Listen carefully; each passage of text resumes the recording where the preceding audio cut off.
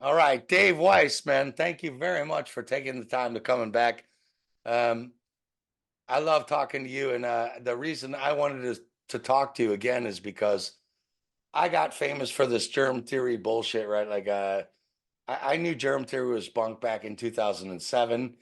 I got famous or popular or our channel because of my germ theory stuff, and now I get attacked constantly by people who are diet woke. They're full of shit and they're saying Steve Falconer is a CIA double agent because he told the truth about all germs aren't real and viruses don't exist. And then his job for the CIA is to say the flat earth is real to discredit the entire germ theory movement when we have a Telegram group, and keep your fucking mouth shut, Dave, which is all of the people leading the germ theory movement who can have to ironically be like secret societies and go talk on Telegram because they're smart enough to know that if germs aren't real and they look into the Earth cosmology model, it's not real either. And it's hilarious. And the reason I don't, like I said to you off camera, I could bring Austin Whitsitt or Jaron, my good friends. I bring you because I'm a Virgo. These people are pissing me off so bad that I bring you because you're like me. You just tell the truth and you agitate people. I'm equally hated. Yeah, and I'm doubling down, man. So you and me are poker buddies. Yeah. If you But, don't get it, go on. Yeah, go no, on. no, I was going to say, the people that make that foregone conclusion, oh, you're an agent because you're mixing in truth with crazy flat Earth. I said the same thing when I was doing, 9/11, Boston, all of the other big things. And then I heard about flat Earth. I'm like, that's just here to discredit truthers. I mean, I came to that foregone conclusion, but then I looked. Nobody that looks and honestly looks at real information ever comes out with that conclusion. They go, oh, everyone, becomes a flat earther. So here we I are. man, I Anybody saw that, that. When you and Eddie Bravo were on Alex Jones, right? yep. Alex Jones is a fucking Jesuit Templar shill. I've been saying it for all along. Sure enough, you guys are trying to talk this fact, fact, fact, fact. He's like, well, let's talk about Donald Trump. You're like, no, we're here to talk about flat Earth. He's like, let's talk about Donald Trump. He deflected the fuck out of you two over and over and over again. He's fucking shilling too. And that's what I love. And you're like, hey, fuck you, man. Go to my Flat Earth Dave, check it out. And that's what we're up against. I couldn't believe they even had you on, but they only had you on to deflect, to try to not talk. Why would you get a guest to talk about flat Earth and then talk about Donald Trump? So he was kind of strong armed into, his producer, who's a flat earther, got us on, got us on. And it was like, all right, he agreed to it in a moment of weakness or whatever. And then we get there, and the day that we're on, we're supposed to be on for 2 hours or an hour and a half, I think. And that was the day Trump got indicted. So now InfoWars has a massive audience. He goes a half an hour over, so we only get an hour at the end. And he goes, I don't want to talk about flat Earth, right? But but we get on, and Eddie and I, seeing what was going on, we were in the green room for a while. Our plan worked out actually better than we thought. We actually got out more information than we thought. Whether Alex Jones is a shill or not or whatever doesn't matter. We went into his highest viewed segment ever, right? Did you? We Yeah. All right. well, one, flat Earth is fascinating. Flat Earth gets huge ratings when it's not censored.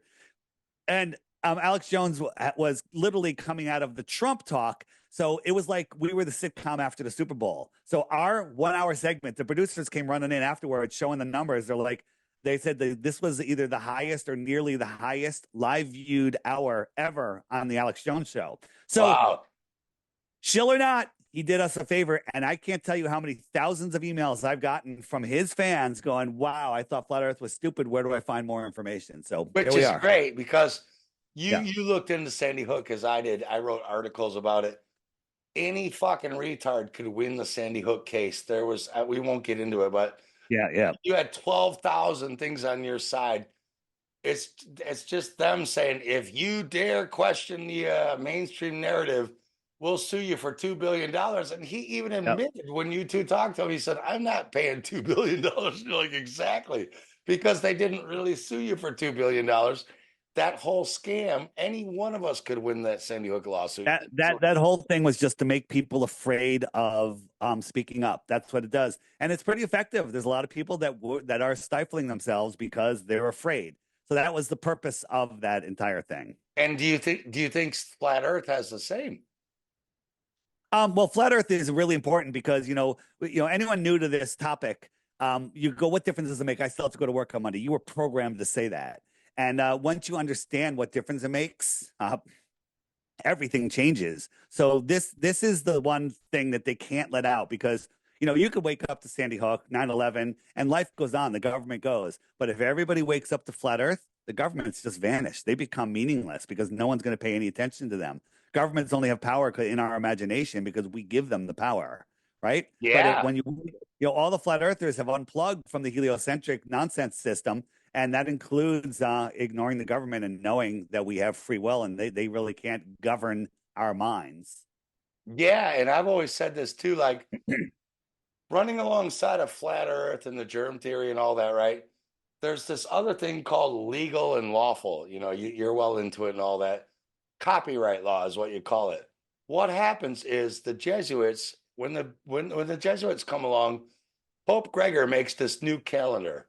Now, under copyright law, if I write a book or the girl who wrote Harry Potter, right? Whatever her name is, when you write a book or you have a copyright, you need a fake place, a fake story, and a fake time. And then if anyone pretends, in other words, if you and I dress up like Harry Potter and Hermione and go out doing lectures pretending to be Harry Potter and Hermione, we owe what's her name money because she owns the copyright on the time, place, and fictional location of that story. The Jesuits did the same. They made a Gregorian Roman calendar saying you're on this fake time. They made the Earth a ball instead of a flat Earth, which every other culture in the world said we're on a flat Earth. And then all of a sudden, the Jesuits, Copernicus said, no, you're on a ball. So you got the fake time, the fake place. And then they came out with your name in all caps letters. So they made you a fake character in a fake place, in a fake time, on a fake spinning ball. And And therefore, all commerce you do is you pretending to be in their story, and that goes back to the owners of the copyright. And And then also, if you wanted to publish any map, you had to use globe coordinates on the map. So you weren't allowed to make a flat Earth map. That's why Gleason made his map. Say, hey, this is based off of a projection of the globe. he Otherwise, had to put yeah, he right. had to put that. He had to put longitude and latitude because you weren't allowed to make a map without.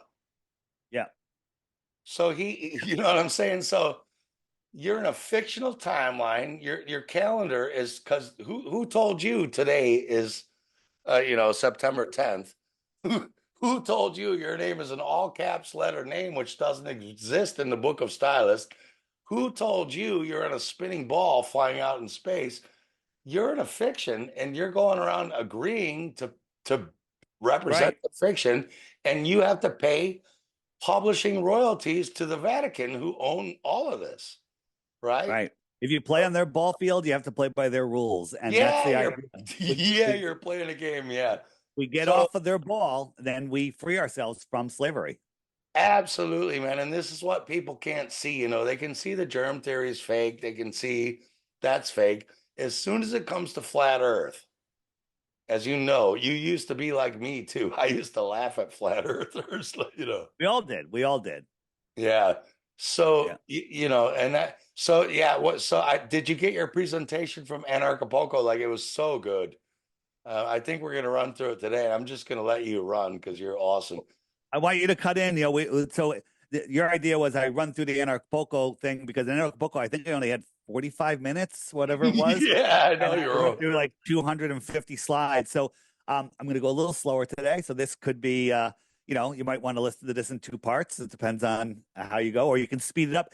I bet if you play this at double speed, it'll be still slower than I presented at Anarchapulco. Yeah, you were really fast, and you still won the crowd over, which was Yeah. great. Like, yeah. So that if you have the time, Dave, I'd love if we slow down a little bit and like talk about it, because this is so powerful. Right. And you won And them over. You won them right. over. No, literally the biggest viewed show there, the presentation there, would you say? And it was amazing. You know, out of all of the speakers, 50 speakers, I think there was only one, maybe two that weren't flat, right? And that would be won't even mention any We're not names. naming names. They Yeah, were we're not. flat, actually. I know they're flat. Oh yeah. So the other thing is, people are going to ask that I'm getting emails constantly. As of the date, September 10th of this recording, I have not yet been invited back to Anarchapulco. So I was told that no flat Earth next year, but maybe that'll change. Keep an eye on it. I'll certainly let you know if they change their minds. Well, it's because the same thing in you know my work. I've worked with Yep. really famous, world famous alternative doctors, right? The reason they are flat earthers. We're in a Telegram group where we have to be like Freemasons going away from these retards. They are flat earthers or ball deniers, but as you know, you got to choose your battles, and you're dealing with awake people versus diet woke people. And there's a lot of diet woke people who are like, oh, germs, they get it. And then if you start talking anything like this, these people's consciousness just fall to the level of dog shit.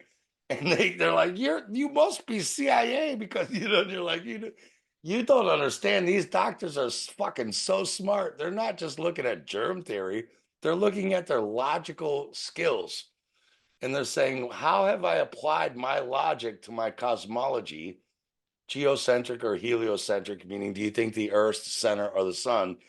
And these doctors who you think are walking against germ theory and are not flat earthers or ball deniers are looking at their logical faculties and saying, hang on, they're applying the same logic they applied to germ theory and applying it to cosmology. And we have to go hide in Telegram groups because they are coming to the same conclusion that we're going to talk to now.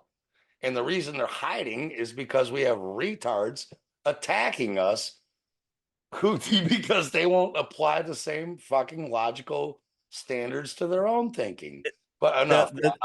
The, the elite have really done a great job at programming people into believing, death, taxes, vaccinations, and flat Earth. All that those things are real, and flat Earth is the most utter nonsense. But when you stop and look, the problem is a lot of people that are so deep they won't look. I was that way. People like, Dave, flat Earth. I'm like, watch this 1 minute video. I'm like, nope, not watching a 1 minute video. For life, banned for life, banned for life. And then finally, Sophia Smallstorm made me look. And I went in with a closed mind, Steve. I went in trying to prove the globe. I just said, all right, I'm going to watch this. I'm going to debunk it and get all you retards out of here.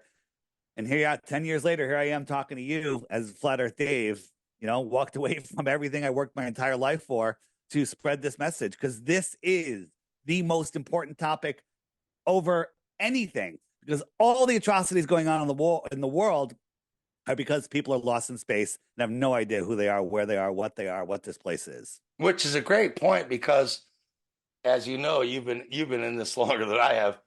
When you meet someone who's coming from the heliocentric or whatever, the first three questions they ask you are the same 3 or 10 questions we all asked. And you're like, if you looked into this at all, you wouldn't be asking this question because it's out there answered 20,000 times. The reason Right. you're asking me this dumb fucking question is because you clearly haven't looked and you want me to do your research for you, right? They're like, well, what do you think about it? You're like, that's the fucking first question all of us asked. And the Right. fact that you're asking it to me, and it's not just you, it's Simon Dan, Professor Dave, it's top fucking people in these movements. They're asking the same dumb question that we all asked that's been answered. And if anyone asked you that, what they're saying is, I'm too fucking stupid and lazy to research the answer myself, to dig for it. And as you point out, there's the Flat Earth Society. There are organizations out there. Like when we started looking at Flat Earth, you could find it. But now when you ask these questions, you will get, the controlled opposition. But they are out there. So if you're talking to someone who's asking you stupid shit, like, why is the sky blue? You know, you're talking to someone who's just there to debate you for Right. no. Anti-flat earthers, not even globers. I just call those people anti-flat earthers. They're here just to fight you. And their logic is ridiculous. Right. They're not there to understand. They're there to fight you because they don't Yep. want you shattering their paradigm. So let's get into so this is the we're gonna do your presentation at Anarchapulco, which was fucking awesome. So I'll just kind of chime in if you don't mind, or Yeah, no, you get please do. rolling. Quite often. Okay, cool. All right. So for those of you that don't know, everything, all my social media, everything can be found at flatearthdave.com. There's videos there. My app is there. Everything you could possibly need to educate yourself and get off the ball. The Flat Earth Awakening, ignorance is no excuse for denying reality, right? People, if you think the Earth is a globe, you are ignorant. And now that's not an insult because I'm ignorant to anything I don't know.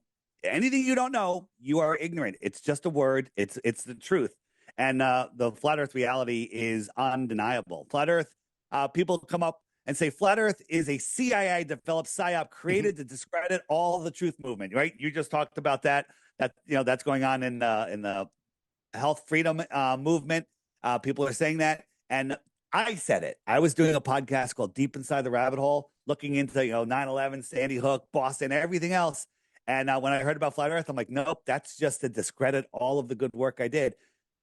Then shortly after, I found out the Earth was flat, and I said, well, I really can't. I kept it secret. I did keep it secret. I was kind of like that Telegram group you're talking about. I didn't want to talk about it publicly because it was going to scare away people that are diet woke, people that are waking up, and I didn't want to, scare them. And after a little while, it's like, I got to talk about it. I got to talk about it. And I started bringing it out and going through the whole thing.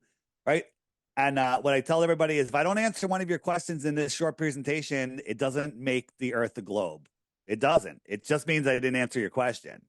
And we'll go from there. Ask me face to face after, and I'll give you the answer. And a lot of people did. Right. So this is one thing I talk about, the censorship, right? You can find on YouTube, UFOs caught visiting Earth, the real fairies caught on camera. No problem. Nice description, right? A Loch Ness monster, dragons, right? All of this stuff, right? Aliens, hollow Earth theory, no problem. But when you get to flat Earth, you have this Wikipedia thing comes up on the bottom. Flat Earth is an archaic, scientifically disproven concept of the Earth, right? As a plane or disc, right? We're not a disc. That's, again, a little misinformation, but they don't tell you what the science is to disprove it, right? Do you know any science that disproves flat Earth? I only know science that proves flat Earth. They can't. And they'll show you a picture of water falling off the edge like Monty Python, Yep. which was funny because in The Meaning of Life, that Monty Python actually said is true. But yeah, or they'll show you a picture of a turtle in space and say the Mayans said you live on a turtle's back, and then they show you a turtle in space, and you're like, any retard can figure out that's propaganda. Yeah, certain propaganda. But what's interesting, you look at a turtle's back, it's a calendar. It's got the 13 months and the 28 days. All the turtles have. Of course, yeah. So that's metaphor, which but is, again, which is that's like people taking the Bible literally because they believe Yeah. a talking snake or a man got swallowed by a whale, stayed in his digestive system for 3 days, and got spit out at his local church and came back to talk about it. There are metaphors, people. Yep. When you try to tell somebody the Earth is a globe, adult or child, it's like you're taking their ball away. No one wants their ball taken away. People become children when you try to take their ball away. And that people say the shape of the Earth does not matter. I agree. It's the lie that matters. The shape isn't what matters. It's your position, what this place is, that matters. So I say, what do these three things have in common? You want to take a guess, Steve? They're fucking digital CGI. They're all pieces of crap. They're all nonsense. They're all nonsense, right? Fake flat Earth, fake globe Earth, fake, fake sickness, whatever that is. Those look like cloves stuck into a little styrofoam ball, like little clove things. Yeah. That's what that looks like to me. They spray painted some cloves. I could build that. Very cool. So what is flat Earth? This isn't flat Earth, right? But a lot of people, when they hear about flat Earth, they think, oh, the Earth is flat. You can fall off the edge. Someone just said to me today in a chat group for my swimming group that I swim with, and one person was missing, been away for a while. They go, she must have fallen off the earth. A little pug, little pump, a little poke, right? But these are the people that just don't look into it. They just are afraid to look into it. You Google flat Earth, this is what you were talking about, right? We're not a turn up floating in space. Not true, right? This is flat Earth. This is a balloon at 120,000 feet. The Earth is spinning to the east, right? Spinning to the east. That's not moving at all. That nothing down below are moving. At 1,000 miles per hour. It's up there for 3.5 hours, right? So it should have landed like 3,000 plus miles to the west. But it 70 actually miles. They only land 70 miles away. They always recover these balloons 70 miles. Yeah. And this was 70 miles to the east. So it outran the spinning Earth while it was disconnected from the Earth. Yeah. It outran it. Right? Crazy. Absolute crazy. This is what they taught us in school, that we all orbit the sun like this, but they fail to tell you in school that, well, we're also chasing the sun at 250,000 miles an hour or 500,000 miles an hour, right? The reason they don't show you this in school is because you might go, that's a little hard to believe, right? They don't want to give you too much information, because if you knew your own model, you heliocentrists, if you knew your own model, you'd be like, no. There would be a point where you go, this is absolutely too ridiculous, okay? I mean, all of this stuff, all of these planets, right, which are named after gods, which used to be called wandering stars, they're all on the same plane.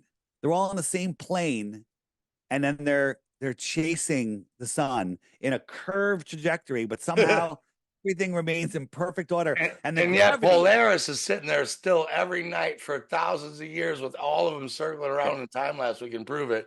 How could Polaris be sitting still, right?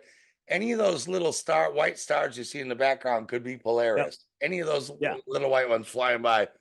How could Polaris be sitting still every night with them spinning around if that happened? Never. Right. And their answer is it's so far away that there's no parallax. Even billions of years, there's no parallax. But, we had the Georgia Guidestones that had that little hole that goes through, and they were up for over 40 years. Well, Polaris moves, they say, 1 degree every 76 years. So it moved more than a half a degree since the Georgia Guidestones. That's 1.5 moon widths. Well, that would put it way out of the hole, but it was still there. And our videos on that started going viral. And guess what happened? A terrorist blew up the Georgia Guidestones.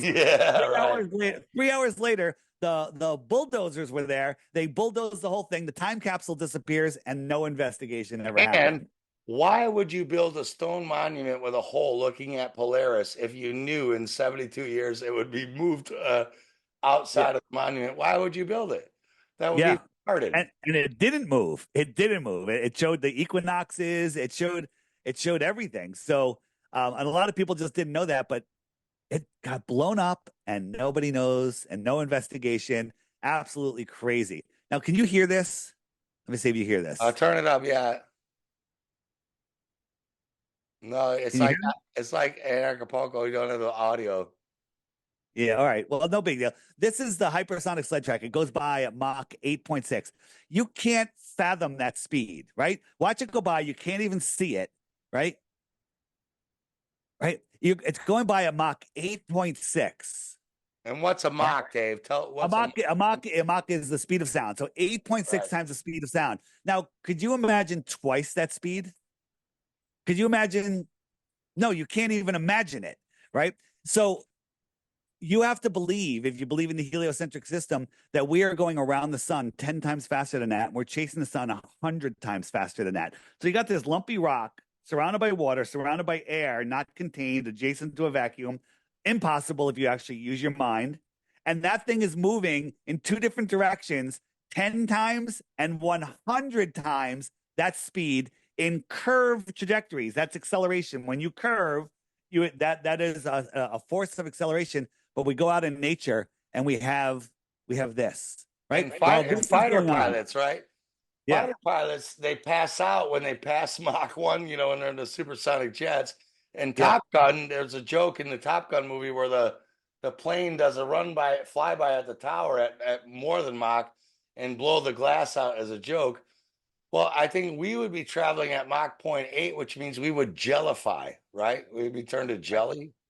Right. Well, the argument the Globers say is, well, when you're in an airplane, you don't feel the motion. You can drink a glass of water, you can go to the bathroom. And I say, oh, you want to compare the airplane to the slowest motion of the Earth, which is the spin? First, double the speed of the airplane from 500 to 1,000 miles an hour.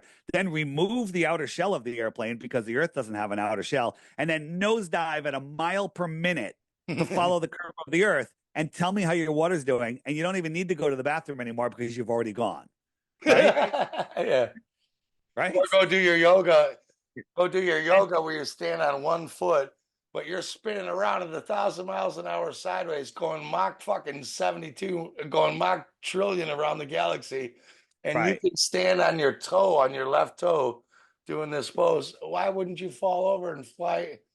And the an example is all of these motions are not linear. They are curved motions. So you're in a car going 100 miles an hour, beautiful suspension, perfectly smooth road. You get a dinner plate, fill it with water. Okay. If that car takes the slightest turn, the slightest, what happens to that water? It's off the plate. It's off the plate. Okay. But we go out in nature and have stuff like this. Now, this is a earthquake. Watch what happens to this pool with the little shaking of the earth.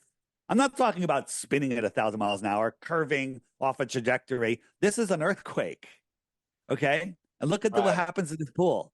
It's crazy. When we were in Anarchapulco, we had an earthquake. And you remember swimming in the ocean that day? How hours later, the waves were completely different. It like changed the whole ocean. Yeah. Right? How could we be moving in all of these different directions when when water, as I showed you a moment ago, lays perfectly flat? Well, the other thing is too, people say, well, you're in a train going 150 miles an hour straight, right? Pause if you can. Yep. Well, if you've ever been in a car, a Ferrari or a car, yeah, when you're going straight, it feels straight. But when you go around a curve on an exit ramp, you do fly to the side of the car. When you're going straight, you don't, but Yep. they don't say we're going straight. They say we're curving and spinning. And when you are in a car, a fast car going around an exit ramp, you do fly to the side of the window where you're flying around at 70 miles Yep. an hour. And they're not saying we're going straight. They're saying we're going sideways. Think about this Right. on the spinning ball Earth. If you're on the equator, you're standing up, okay. But if you're not on the equator, you're going to be leaning towards the equator. The spin of the Earth is going to push you towards the equator.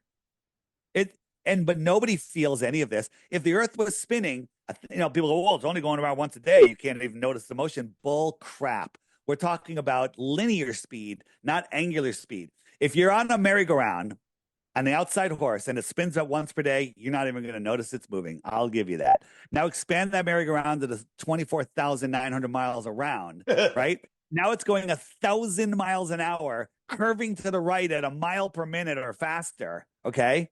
You're going to feel that, right? We're Neil a deGrasse fighter Tyson, pilot. Yeah, a fighter pilot would have gassed out 20 Machs ago. Wouldn't yeah. even no way, man. Neil deGrasse Tyson says that the water bulges at the equator 14 miles high. Well, how come Africa is not underwater? And why isn't it bulging? Why isn't all the water going to the equator? We're on a spinning ball. That centrifugal force should send all the water to the equator. Absolutely insane.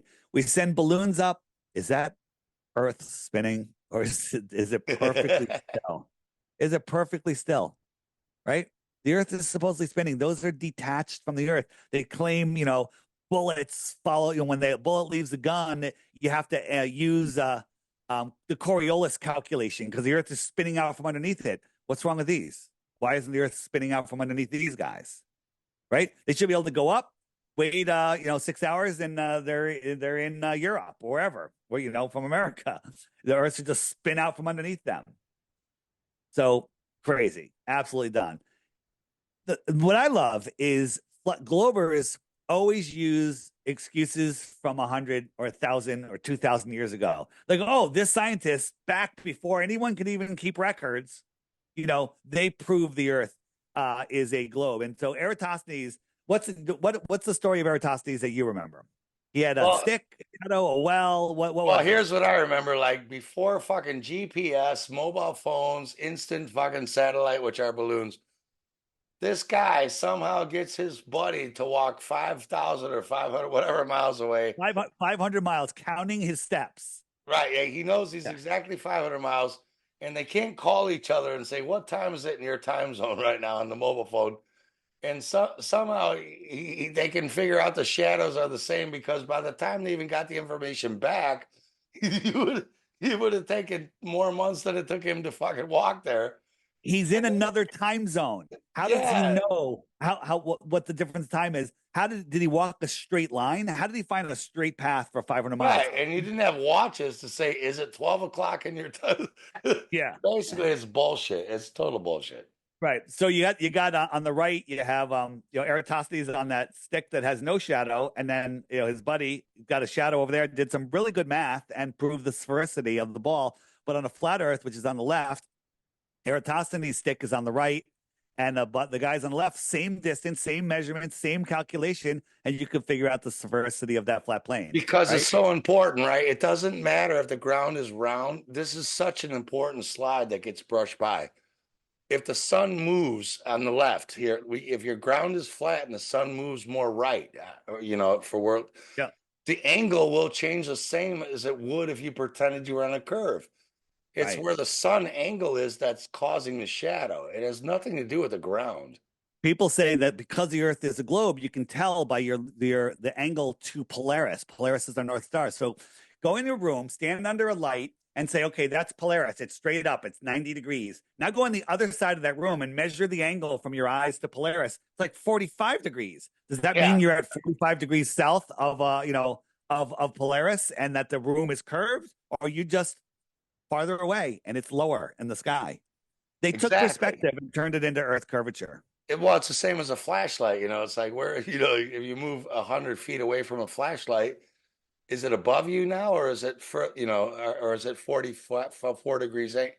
You know what I mean? Yeah. You put a Yeah. flashlight right over your head, and then you walk 500 meters left. Is it right over your head anymore? No. No, it's not. And then you can measure the angle, and you kind of need a flat surface to measure an angle. Like there are no flat surfaces on a globe. There's no parallel horizontal lines. Everything is, curved. They say curved is horizontal. It's stupid, right? Yeah. You're not stupid. It's stupid. You're not Yeah. stupid. It's stupid. That's people like, I can't figure it out. You can't figure it out because it's unfigureoutable. This is just Eratosthenes said, "Oh, well, the sun's so far away because that's why the rays come in straight." Have you ever seen straight rays? They're I've always seen coming crepuscular corpuscular. waves like this angled. Yeah, all Yeah, the time, never. all the time, all the time. You've never seen the sky look like this, straight rays coming in. This is Never. this is CJ. No one's ever seen that, right? That's what you would be required to see if the sun was 93 million miles away. Do a little test yourself. Get some beer cans, whatever you got, put a light over one, and you can measure the sphericity of your table. Depending on the height you hold that light, you can make your table more spherical, smaller, bigger, just by doing math. Right. So these shadows happen, your table's flat. That shadow would happen the same if it was curved or flat, or probably different. I Well, would think if it was curved, they would even go down or right or left. But that's a yeah, well, flat table. you would have to have a much farther away light to get the same angles, right? But a local light, just like our sun is local, just like we see it, it works perfectly on a flat Earth. It doesn't work on a ball Earth, right? But that's So Eratosthenes. That's his fucking experiment. Said that yeah, proves it. yeah, but that was done 2,000 years ago. Here's the thing. Carl Sagan in the show Cosmos in the 1980s, he glorified Eratosthenes like this guy 2,000 years ago figured out the shape of the Earth, and he was within 2% of what size we know it is today, Yeah. right? 2%, right? It's nonsense because first how do we you should see how they figured out the size today. That's even worse than Eratosthenes. But Eratosthenes should have been the most famous mathematician ever. There was other mathematicians that came out of that area of Greece, and for 2,000 years nobody ever wrote a book about him, about his experiment proving the Earth, until the 1900s. That's the Yeah. first book that talks about Eratosthenes and his experiment is in the 1900s. Sounds like the Rockefellers might have been involved with that book. I was just gonna say, I don't even think this guy's fucking real and that experiment happened. This sounds No. like the Jesuits have had control of the printing presses since they came out in the Gutenberg press.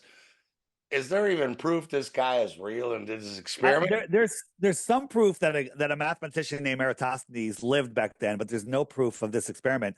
And as we talked about, walking 500 miles, knowing the time zones, getting the correct, forget it. None of that makes any sense. It's impossible, right? Why don't we do it again today? I'll tell you why we don't do it today, because it works on a flat Earth. We can do it. We got iPhones. We can probably get it done in a couple hours. Okay. California, UK, and Connecticut will do it all, 1, 2, 3 in real time. Big one, my favorite topic is sunsets. And this is one that you really got to stop and look. Hey, the sun appears to be going below the horizon. It's not going below the horizon. It's going beyond the horizon. What do flat earthers always say? The horizon always rises to eye level, right? Yes, both. Okay. The sky comes down and the ground comes up. We learned this Yep. in third grade math class. When you had these 3D, they're like, draw a square and the 3D things, the ground comes up and the sky comes down. It's Now just free flow perspective. that's our perspective. If you're standing at the edge of flat water, the Bonavide salt flats, or just a Yeah. perfectly calm ocean, right? You're 6 feet tall. And, if you look down at the water 3 feet in front of you, you're looking down at 45 degrees angle down, right? Yeah. But if you look at something 50 yards away, you're kind of looking almost out at almost level. You look a mile out, it looks like it's at your eye level. In reality, it's still 6 feet below your eyes, right? It's still Yeah. 6 feet below. If the Earth is a globe, it should be even lower, but it's on a flat Earth, it's still 6 feet below your eyes, but it looks like it's at your eye level. There's two types of perspective. There's terrestrial perspective and celestial perspective, right? So we have three layers. We have the Earth layer, we have the atmosphere layer, and then we have the celestial layer. Okay. And so when you're looking at land, boats, things that are on the Earth, those are terrestrial things, and those are under the atmospheric layer. Yeah. So things will disappear into the horizon, right? But celestial things go beyond the horizon. See how that sun is going away from us and it's going beyond that cloud. Now, that cloud is clearly well above the horizon, right? But it's going beyond it. And so just imagine it going a little farther, it's going to disappear from the bottom up. But if you were 20 miles back from that cloud, the top of that cloud would appear to be at your eye level. You would see it as the edge of the Earth. You wouldn't be able to see the difference in the space from the Earth. It would just look like it would all compress into your horizontal eye zone, and the sun would just go beyond it, just like it is here. It's going beyond that. And if I zoom out, that it'll look like that space is the edge of the Earth. Right? Now here it looks like it's going down, but we zoom in, zoom in, zoom in. It's really up high. You just couldn't see that space between the water and the sun. Zoom out, and it looks like it's about to go behind the Earth. It's just going away. And then when you look, let's say the atmosphere is this thick. When you look up, you're looking through that much atmosphere. Yeah. Okay. Right. You're looking through, just a little bit of atmosphere. You look at something 45 degrees away, it's going through like 4 or 5 times that amount. You look at something straight in front of you, it's 100% atmosphere. The atmosphere becomes opaque, and the celestial objects move beyond it, and they disappear below it. Right? Well, can you pause real quick? Can you go back to that? That's why they're trying to get rid of the P900 and the P1000 cameras, because we can do this now. That we couldn't do before. We just like our eyesight or a telescope. Now we have zoom cameras that can do this, and like you're showing right here, the bottom of the wave at the bottom of the screen is where your feet are, right? But really, if you went out 3 or 4 miles or wherever that horizon is, even it's rising up to almost the middle of the screen, but not quite. But that would literally be like 500 feet above your feet. You see what I'm saying? Down at the bottom of the screen is your feet. So how is the bottom of your feet up in the middle of the screen in the visual perspective? It's showing you that because your feet level, if you're saying water is level and your feet are at the bottom of the screen in the front of the screen, then when you zoom out to where the sun's touching the water, that should be where your feet are. But it's clearly higher. It's in the middle of the visual screen. It's all perspective, and like there's so much stuff going on around us that we filter out so many things. And then, if you're like a newborn baby, you don't know what things are. You need experience to understand what they are.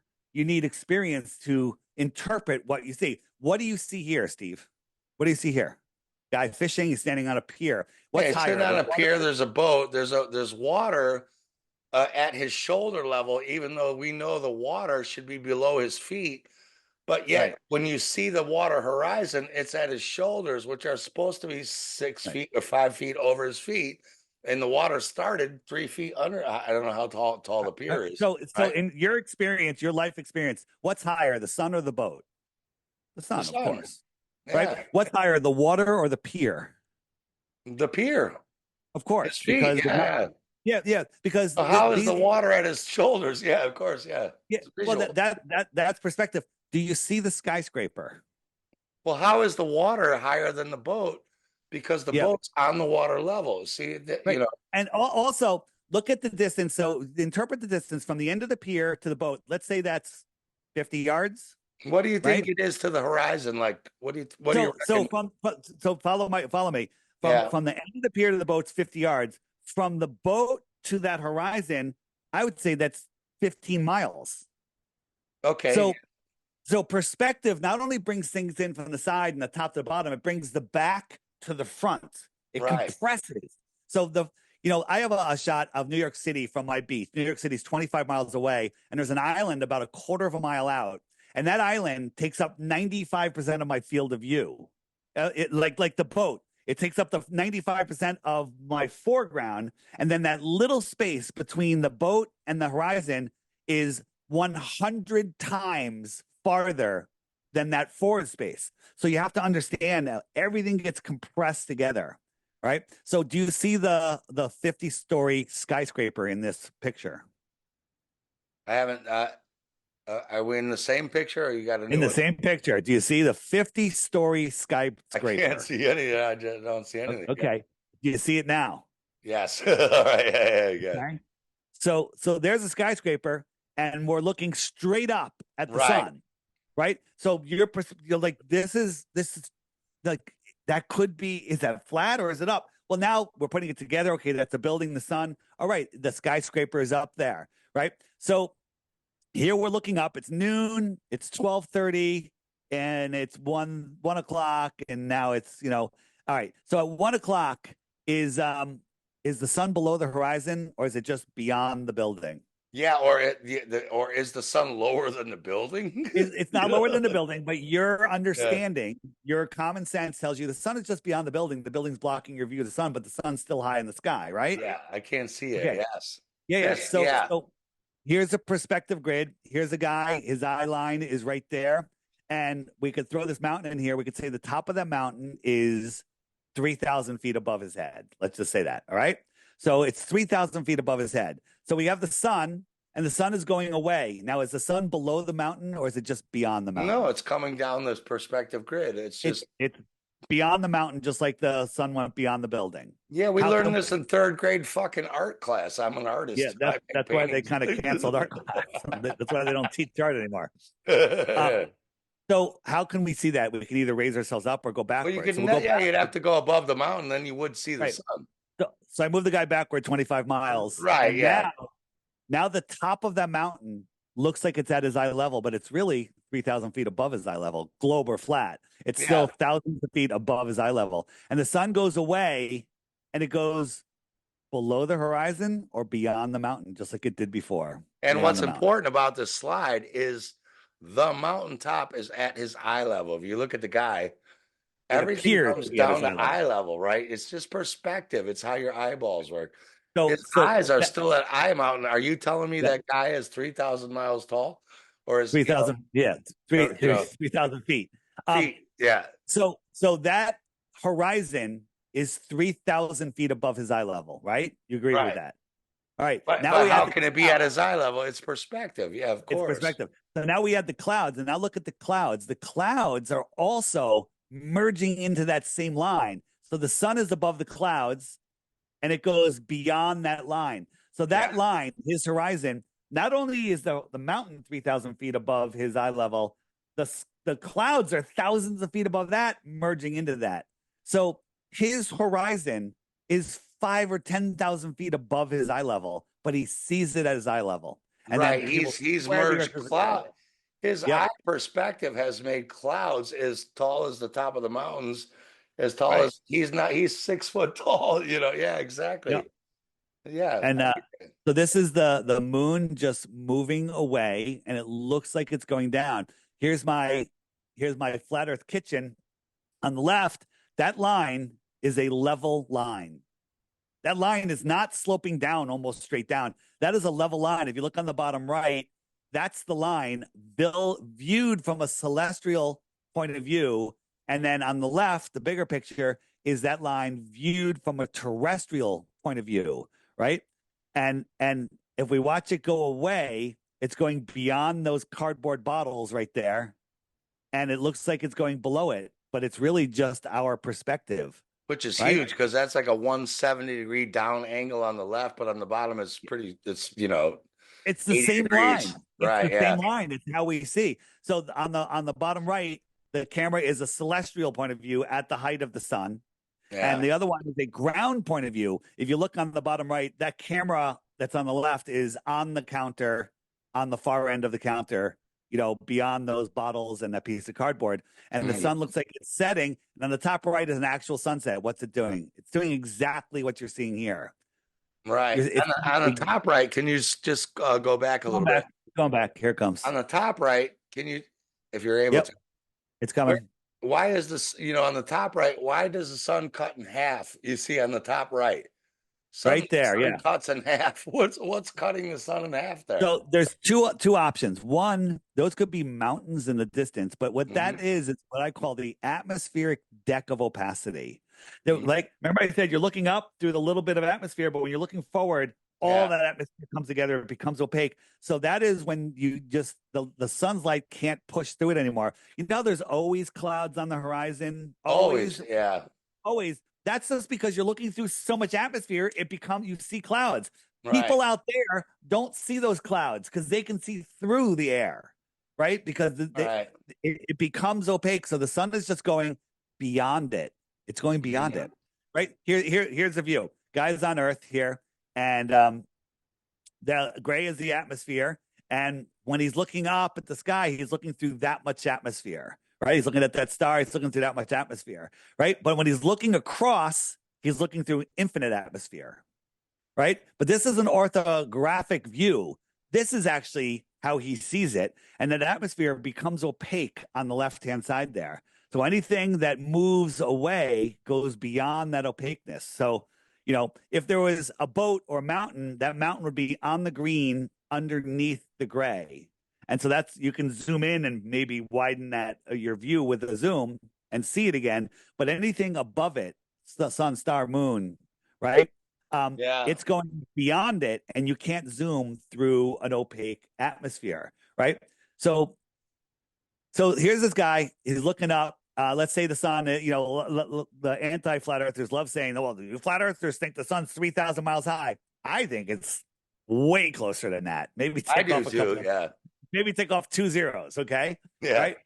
And then maybe subtract some from that. But that's all right. Let's say they go, if it's 3,000 miles away, you can measure it, right? Because here we are in Connecticut. We'll go out to Salt Lake City. Let's say that's 3,000 miles. And we can actually do some calculations and figure out where the sun is, right? So you got the sun there, and then you got the sun there, 6,000 miles away. Let's say we're out in Hawaii, right? And then we can measure these angles, and the sun would never set. However, when the sun's over Hawaii, it's dark in Connecticut, right? But they say that no matter how far you take it, the sun won't get low enough. But again, this is you seeing the side of your face. It's impossible. You've never seen the side of your face yourself, okay? Yeah. Because that's an orthographic view. What the viewer sees is this. Yes, because the further away the sun is, visually it would drop down, It obviously. would drop down. So that Yeah. third one is still like 30, 25 degrees up in the sky. No, it's not. it becomes your horizon. It Even literally though it's the merges. same height, though, it's the same It's height the as same always height, was. and Yes. that's how this person sees it, Have like you ever that. seen this meme? I've seen a meme where like they draw the flat Earth disk, which is 20 whatever thousand miles around. Then they draw Polaris up in the sky, but they draw it like fucking 50,000 miles up. And they're like, how can you see Polaris from Australia? And you're like, because you've taken a flat Earth model and assumed Polaris is 30 trillion miles away, when actually, if you brought it down, you would see it still. You know what I'm I tell people, imagine yourself in a nice big room, 10-foot high ceilings, and there's lights in all different patterns. We see a bull, we see a starfish, whatever, saying? Yeah. and then we expand that to the 10 miles wide that room is. And I say, all right, Steve, you go for a walk. You walk away. Literally 200 yards later, I can't even see you. 300 yards later, it's like Mm. the ceiling and the floor merge together. Let's say you go 5 miles away. I can yell, can't even hear you. So I call you on your cell phone. I say, Steve, look up. Do you see that starfish? You see that horse? You see the pattern? No, I see completely different stars. I'm like, okay, the room's a sphere. Right? Literally, Yeah. right? Because of perspective. Globers hate perspective. They love gravity and infinite distances. Whoops, I want to go back here. Well, it's Um, like, when you're driving down the street right at night, the street lights next to you, these towers with the street lights, they're 30, 40 feet tall, however tall they are. yep, You can only see about a quarter of a mile down. I don't know, a quarter, maybe I'll give him a half mile for just to give it to him. And yep, then down, all of a sudden, as far as you can see, the street light is below the street and then it disappears. Are you saying right. the builders made the street lights go 40, 20, 20? Is the street No, light right. 1 feet And but tall? Or but it, that's a good because you can't example. see it, right? But it's worse for celestial objects because you have that atmospheric layer in there. When you're looking at streetlights, those are all terrestrial objects. So you're just losing them into the horizon. But Mhm. celestial objects go beyond, like beyond the building, beyond the mountain. They go beyond the atmospheric deck of opacity. Mm. So, so here's a day I went out with my drone, no humidity. It was like 32 degrees outside, and I was watching the sunset. Now my friends were down at the beach. It was already sunset 10 minutes ago, and the sun just disappeared for me. 10 minutes later, it literally just it went down, down, down, down, down, and then it stopped. Now, if the Earth was spinning, it would not stop. Now, Glover's like, this was out of focus. Maybe it is out of focus, right? Yeah. Because I'm zoomed in. But where did it go? And it went as far as it can go. Its light could no longer push through the atmosphere. And it was a super clear day. I call it 9/11 Mm. clear. Okay. And it just took its light with it. Mm. And then I was accused, oh, it's CGI. So then I did it again. Oh, you're faking it. Then I live streamed it, right? Oh, you whatever. Use the solar filter. So it's okay. So I went up and I used a solar filter, and then the sun disappears. Brought the drone down, took the solar filter off, put the drone back up, and there was the sun again. They want you to put blinders on because they don't want you to see Mm. the most important part of the sunset, which is the end, which is Right. the last part. And now my friends at the beach, it went beyond their atmospheric deck of opacity. But I was up so high, the air was so clear, it never got to that sharp edge for it to go beyond, and it kind of Yeah. disappeared into the soup of the atmosphere. On my app, on the more resources page, which is the web button, there's a sun fade out section. I have all my sun fade outs there. It's amazing, really good. Now, what I would say, can you go back to that for 1 second? Because here's what I Yes. noticed, right? They'll say, well, the sun went down around the curve, right? So you'll say, well, then how come the sky is still all orange? And they'll say, well, because the sky is still the angle of the sun around the curve has lit the sky orange. And you say, well, how could right? Stop, stop, stop. Oh, do one more and then stop. I Stop got it. right when the sun's gone, Yep, yep, right? yep. Because here's what I noticed.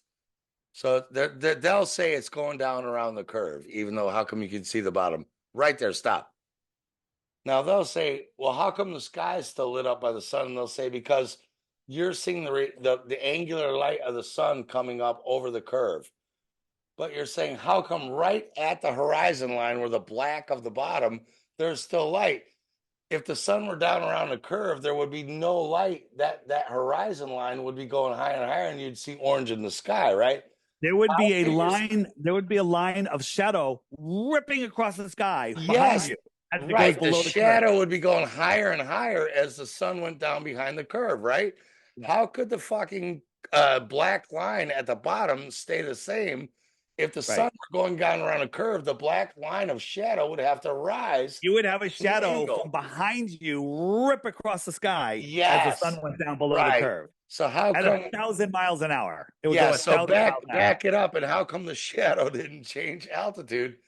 Right. It's the same here, right? The shadow should go higher and higher and higher if it went down behind the curve. That's Right. impossible Yep. because all, as you're saying, you're just seeing angular resolution. The lighting is still the same. You would be pitch black where you were filming from.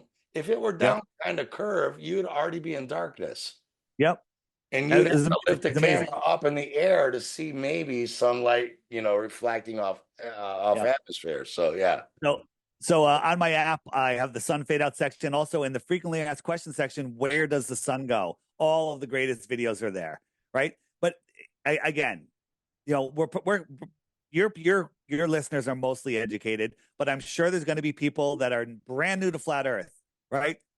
Belief is the lazy man's knowing. I stole that from Crow and I changed it. He said belief is the enemy of knowing. I say belief is the lazy man's knowing, right? Steve, where do I live? Connecticut. Yeah. I told you that. Do you believe it? Well, I have to, but it's up to, But it's you my believe word. it. You believe it. You don't know it. You I don't believe know. it. Right. But you're not going to bother to check because your intuition tells me, well, why would he lie? And so you're just believing things, and that's okay. We got to go through this world and we need to believe because we have to verify everything. Life's over. Okay.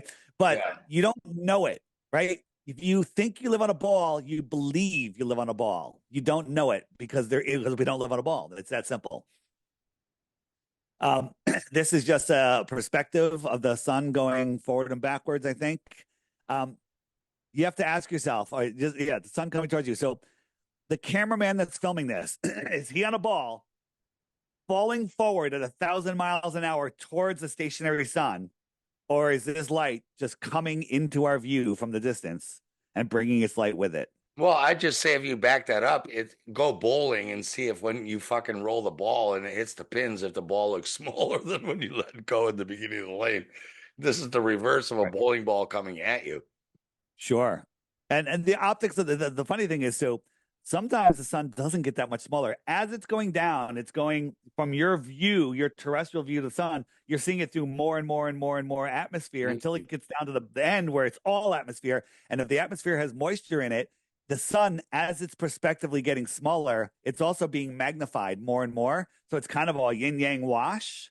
So it should be getting smaller, but it's getting magnified as it gets smaller. That's actually really important, Dave, because it's like, you can pause it real quick. The question is, are you looking at the sun? Or are you looking at the light around the sun? You're saying there's like, oh, the sun's getting smaller, but they say that picture right there is the sun. You're like, is that the sun? Or is the sun a little ball in the middle of that light there? Now if you put a solar filter on, yes, the sun appears to be close to the same size, but on many times you can measure the sun, the solar filter vision of the sun, and it does get smaller. But again, it's being magnified. The lower it goes, the more atmosphere you're seeing through. It's like more lenses, more, and it's getting magnified. And often it is almost a wash on what you're able to see. But you know what I'm saying? Like if I have a flashlight against the wall at a barn at night, the flashlight's only 3 inches around, but the light on the barn wall is 20 feet. So are you saying the light is the flashlight? You know what I'm saying? Like, well, when you say I think the sun, the sun that we see, I think is just the projection of the actual sun. Whole nother thing. Let me ask you a question. Your life experience, as I'm going to let this train move away from me, what's going to happen to the train? Is it going to get bigger or smaller? Well, it should get smaller, I would hope. Good. Goes away, gets smaller. Perspective. It's very simple, right? Now, is the train really getting smaller? Hold on. Go back. Is the train really getting smaller, or it's just perspective? It's perspective. It's going away. Yeah. It's getting smaller. So there's a weird thing, right? So this is on the right. We have a orthographic view. On the left is what the guy perceives as the sun goes away, it's going away and it goes beyond the horizon, just like we've been discussing, right? And so the sun is staying at the same height, but it goes away. Now there's a thing, I forget what it's called, the effect. When something is already far away from you, it's already reduced in size. And so when it moves farther away, it doesn't reduce in size very much, right? So these train cars are, the top one is already reduced in size.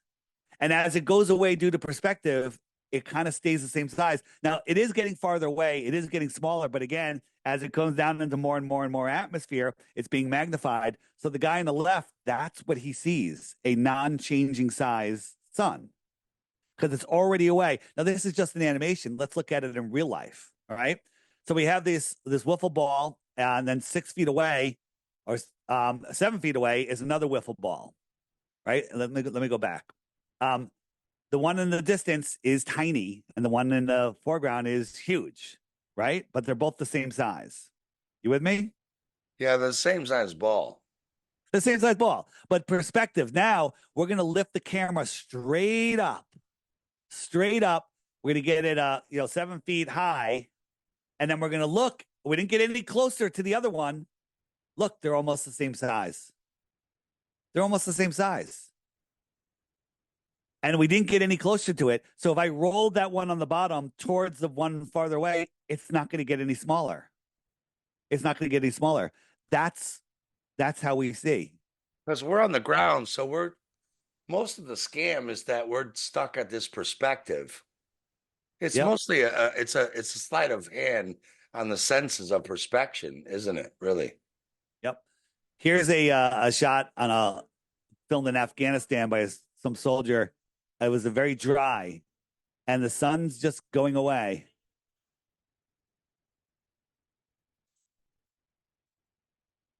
Is this person falling over backwards, or is that light just going away?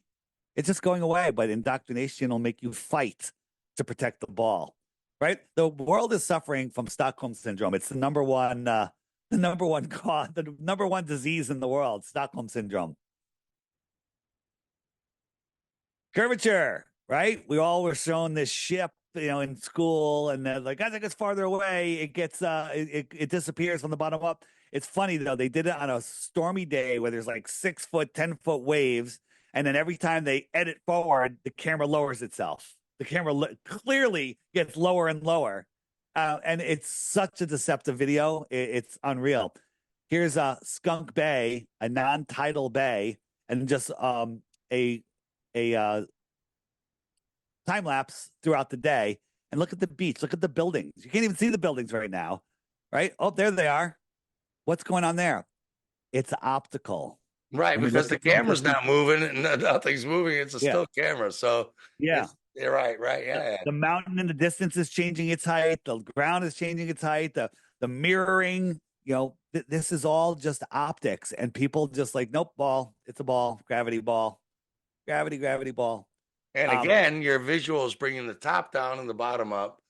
But I mean, the only explanation for this on the ball is that your camera's moving back 20 miles, right.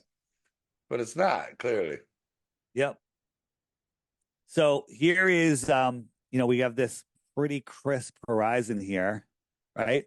And this is the drone going up. And as the drone goes up, let me go back, right? We're here, and then we bring the drone up, and the horizon, we can now see farther because we're increasing our angle of view, our angle of perspective, right? Line a bunch of pencils up on the floor, and then lay down on the floor and look at the first and second pencil. It'll be hard to see the third, fourth, fifth, and 10th pencil. Lift your head up. Now you can see more. Higher you are, the more you can see. You're changing your angle. So this horizon disappears. This is down at ground level and then up. This is Rob Skiba's. He figured out, we're talking about the atmosphere being magnifying, and he made this little thing, and this ship is sinking right into the counter. It's not being pulled below. It's just going away. And what he did was he got a lens to simulate the atmosphere, Forel lens, and it's hiding the bottoms of the buildings. And they're still there on the table, but this is how we see. And this is because the lenses, this is another thing I've heard people say, that the lens technology we have works like our eyes. So they're Yep. saying, how come this doesn't work on a technology? And this, like when they send balloons up in the air, if you have a fisheye lens, it looks curved, but when you have a lens that looks like we do, which isn't fisheyed, it looks straight. Yep. So this is a perfectly smooth marble table. Now put some waves on there, right? You're gonna lose the whole city. Some waves in the foreground, it's gonna hide the whole city, right? throw a pencil down at near that horizon. It's gonna hide half of what's left of those buildings, right? That could just be a wave a couple miles out. Then they say you're seeing a mirage, though, Dave. They'll say, Yeah, no, the yeah. light, the If you light look at the around the globe, curve is refracting a mirage. right. When the anti flat earthers are arguing, ships, big cargo ships disappearing, every single example they use is on a super rough day, 5-10 foot waves, right?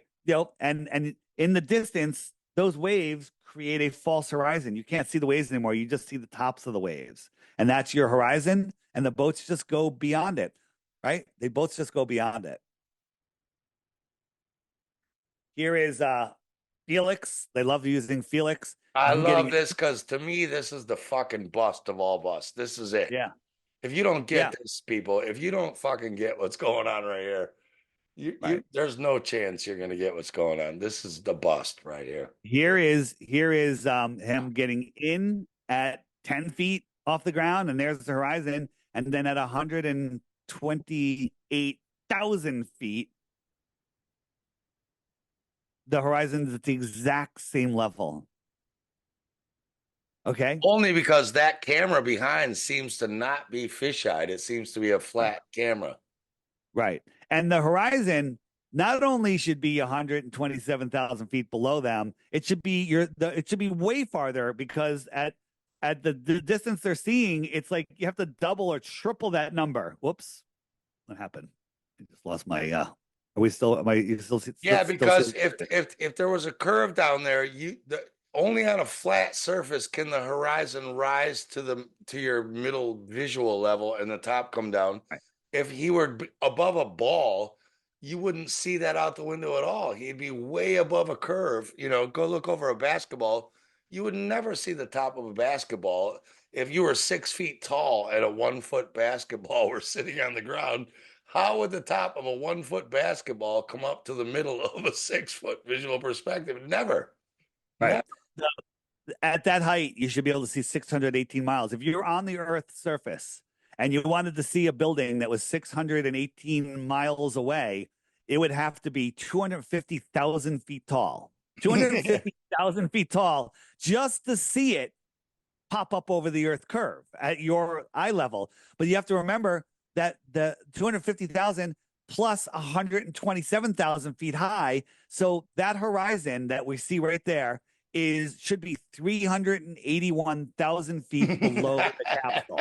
Yeah. But it's still there. How high is Everest? Yeah. Yeah, get out of here. Yeah, 381,000 feet. This is like you standing on your kitchen floor and a tennis ball on the ground comes up to the top of your visual horizon. I think it's worse than that. I think a BB, a BB is blocking your view. Okay, while you're standing up. Imagine standing on your kitchen floor and you see a BB halfway up your wall. That's what this is. That's on the floor. Right. Yeah. That horizon that you see right there is 381,000 feet below the camera. That alone. Good night, everybody. Good night. Right? You can't see the curve. What is Neil deGrasse? Yeah, what does he say about that? Well, how did he explain this? Did he? You can't see the curve from 24 miles high, but rocket's trajectory follows the Earth curve, right? Right. This guy. Now, I have to ask you a question, because Jaron and I differ on this, and it's cool. I don't mind differing with different opinions. I think he knows, and he's just a willing pawn to promote nonsense.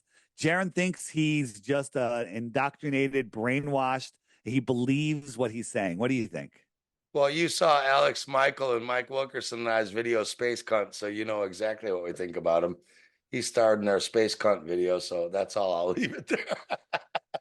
He knows what's Yeah, going on. he knows what's going on. Yeah. Absolutely, right? He's a deceiver. This is Again, amazing. Yeah. yeah, the Go Fast rocket, it went up, and at 72 miles, it goes kerplunk. Now, what's funny is when this first came out, everyone's like, now I don't know if you can hear the, of course, it goes kerplunk and it Yeah. stops. It like hit something. Now, there was a whistleblower from NASA that I was speaking with, um, via email, and was answering some really good questions. And he said that at 72 miles, the air becomes plasma, then it becomes liquid, and then it becomes solid. Mm-hmm. And that's where the firmament is. So there's liquid and plasma on this side of the firmament. And well, that kind of makes a lot of sense, right? But look right there. You see on the top, you see the moon? Is that the moon? Yeah. That's the moon. That's the moon. No doubt it's the moon. And the horizon's looking awfully flat there, right?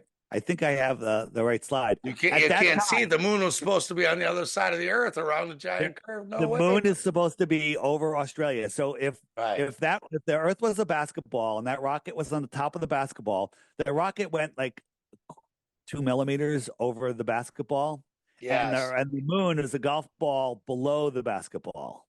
How did it Yes. see it? How Did did it you see see it? around the basketball? Yeah. And how did that rocket go faster than the space shuttle gets that height? How did that rocket got there way faster than the space shuttle, which you know because it's a fucking Yeah. balloon. It's a How, balloon. It's how an come the absolute space balloon. shuttle to get that height? Yeah, and Right. there's no way you could see around that curve. Yeah, here we go. Yeah, Yeah. So this is a shot. And again, this is the person that took this photo didn't even know what he was photographing. He got all these mountains in the distance, and these mountains are, over 700 miles away, right? That is over, counting for refraction. We'll just give it to them. We'll give them refraction. We'll give them everything. Those mountains, the tops of those mountains are over 50 miles below the Earth curve. of curve. Yeah, 50 miles, and they're all refracting up and stopping at the level. Those three little mountains on the far left, those are even farther away. But how are they all in space in the perfect spot? They're all refracting up. You know what mainstream media, the mainstream science says about this? oh god, go on. They don't say anything. They won't even acknowledge its existence. They will not How address many it because they kilometers can't. is 50 miles? It's just ridiculous. Yeah. Yeah. Now, this is people are like, well, why don't you go out and do your own tests? Well, a lot of us have. And by the way, these tests are a pain in the neck. They're not easy to do. When Jaron did his one that was filmed by Behind the Curve, it was a real problem, and the laser melted, and that's a whole nother story. But, and then Netflix does a hit piece and edits it and makes it look like they prove curvature. But this guy went out, large bodies of water at rest lie flat. When they're cold, they freeze flat. So he went out on this lake at night, 6 inches, got his P1000, and he put these four lights that 8 miles, 7 miles, 6 miles, and 5 miles away. And they should be giving the globe every benefit of the doubt, adding in standard refraction, 30 miles, 30 feet, 22, 15, and 9 feet below the Earth curve. But for some reason, they all show up at eye level. Right. What would the They all show up at eye refraction level. be? Are they claiming refraction, or what are they claiming? Why They, would you the see that? only thing they can claim is refraction, but it's nighttime, it's cold, there's no moisture. And they all, here's the thing with refraction. If they are refracting up, how come they stop at eye level? How come they don't refract, 50 feet in the air? How come they don't Right. refract up? What tells refraction to stop at eye level? Right. Well, I would say the same because I grew up in Chicago, right? So we used to go to the Indiana Dunes, which are across Lake Michigan, and we could see Chicago clearly. But see, if refraction were real, right? They say, well, how come you can see the skyline of Chicago, but it's always connected to the water line? You never see Chicago floating 600 feet above the water line, right? Right. It's Refraction is not like that. For refraction is here to make you think the Earth Well, why is not? Well, why not, right? If I were in the Indiana Dunes across Lake Michigan, if refraction were real, I should see the Chicago skyline lifted way above. I should see water, sky, and Chicago refracted. but I never see Chicago not connected to the water line. You know what I'm saying? If Yeah, refraction are real, you should see the whole city of Chicago's bottom refracted up in the air, but the water's always touching it. So how right. come refraction just magically stops at the And water? how come the water halfway in between doesn't refract up and block it? Yeah, and why isn't the water refracted? Yeah. How come the water line of Chicago didn't rise up, right? Only Chicago gets refracted, but not the water in front of it. You see? How people can deny this is just beyond me. Here's Mount Canigou. The sun goes beyond it and backlights it, and you can see it. The top Oh, of that that how mountain should far be is that from the camera? That's far away, isn't it? 175 miles, right? So the top of that mountain should be hidden behind a half a mile or more of Earth curve. But But this only happens once a year in a weird place, right? Like, twice a year because the sun migrates in between the two tropics, and when it lines up with the viewing spot, we use globe math from their using their height and everything. The top should be a half a mile or more below the curve, and right. you can't see the light that's bouncing off of it because the light isn't strong enough to push through 175 miles of atmosphere. But the sun is brighter, and when the sun goes beyond it, it backlights it, and you can see it. Now the Globers say that the sun has already set and the mountain is below the curve and the sun is refracting up and the mountain that's in the dark is refracting up and blocking the refracted sun, right? If your mind just short-circuited, it's because it's stupid. You're not stupid, it's stupid, right? Well, my question would be, how come the water in front's not pitch black if that's refraction? There's clearly Yeah. still light coming. You know what I'm saying? Like then the water in front should have Yep. been become blacker and blacker because refraction can't refract. Can refraction go up and down? Yeah. It's stupid. Again, it's just people make up excuses to maintain their belief system, right? NASA official photo from 100,000 feet, amateur balloon from 120,000 feet. Who's lying? Well, that's again like what did Bumgarner jump from 125? That's the same, 127. right? So 120. that's pretty Yeah. close. Yeah, every time you see an amateur balloon, it looks like Bumgarner's back camera. And Yep. every time, but when Bumgarner, even when Bumgarner comes out of the ship to get ready to jump, and the Earth's curved, his ship's curved too. You're like, oh, his spaceship Right. just turned into like a, you know. Right. And then if you look at it, the entire landmass, which is a third of the Earth, is Arizona. It's all Arizona. Yeah, I know. Planet Arizona. Circumnavigation, again, this is an easy one, but most people just don't get it, right? At the north, I got a magnet there, and you see that the compass is pointing towards the magnet. So if I go west or east, it makes a circle, and it brings me back right where I started from. The But Meru, yeah. if I try to dead reckon west, which is the point of the stick, as soon as I go, bam, I'm heading south. If I don't turn to correct, I'm heading south, right? Now, if I head south, I just keep on going and I won't show up on the other side because the earth is flat. If the earth was a globe, I should. Now I'm going north, north, north, north. And when I pass the North Pole, look, the compass just did a 180 and now I'm heading south. Every straight line is south. Every straight line is south. No matter what direction you point, it's eventually south. Right. East and west are circles. And that's true on a flat earth and a globe earth. Mm-hmm. Which is well, that's the moss on the trees. They're all pointing north, but that, you know, the opposite of north, it could be on the bottom pointing south. There's plenty of there's 360 degrees of south. Yep. South is every direction away from the center. Here's Away Amelia from the Earhart. center, yeah. Yeah, here's Amelia Earhart. Her trip, she just went around the Earth. Like if your town hall was the North Pole of your town, and you went to the edge of your town and walked all the way around your town. Is your town a sphere? Mm. No, that's all she did. She just went around the Earth, around the flat Earth. And, but you're saying like he had to put longitude and latitude on there because you weren't allowed to otherwise, right? you had to use globe coordinates or they could not publish a map. Yeah, so this map has globe coordinates on a flat Earth map. Yeah. And you know what's funny is the Globers always have to strawman flat Earth. They always have to be disingenuous. The biggest troll globe earthers, they're like, flat earthers can never explain a sunset. We've explained it 1,000 times. Yeah. Okay, flat earthers can they've been explained it to them, and they're just so disingenuous, right? So disingenuous. Some I jumped on a TikTok on a Glober channel, and I was just seeing if I can get these guys to concede anything, and they were all over me, and they said, they're talking about going to Antarctica, and like, why don't you fund it? You're a multimillionaire. I'm a multimillionaire, right? And I All was right, like, yeah. I am, and it's like, yeah, you're not, you denying it? I'm like, no.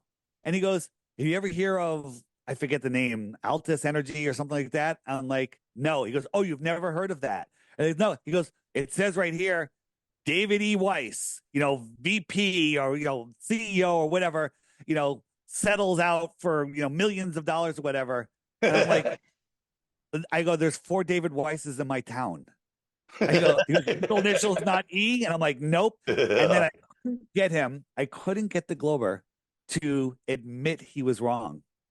He just gish galloped to another topic, and we would not. They won't retract, and they love saying, "Well, if the Earth is flat, how did Japan attack Hawaii? Look at this, right? Right, How yeah. stupid? How Oh, stupid is they'll that? say they went the other way though Yeah, around the globe, yeah. won't they? Yeah. That's how they did it. Right, How yeah. could they not attack Hawaii? Come on, Yeah. With if you were in kamikaze Japan, you're going, pilots.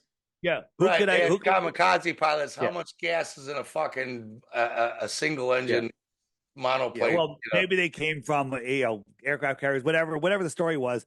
But this is something that is reasonable and doable, easy, Yeah. Yeah. right? But they want people to believe, that this is how stupid flat Earth is. No, that's how stupid globers are. That's how stupid globers are. Can I ask you about APV Angels map? Because my people are really awake. Yep. The Pac-Man map. What's your thoughts on that, man?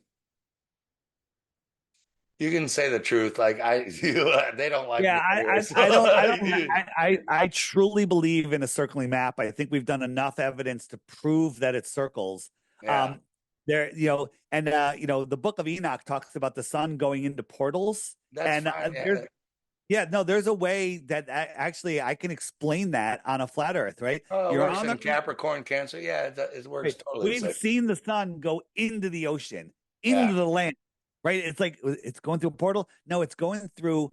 You're seeing it go in, but it's going beyond, and you're seeing that horizon 10,000 feet in the air compressed, and it looks like it's going into the Earth, but it's just going beyond what you perceive as the Earth. Yeah, and I agree. The Analemo will make the portals. I'm totally with you. I don't buy that, man. I just was curious what Yep. you thought about it. But go on. Yep. Yeah, go on then.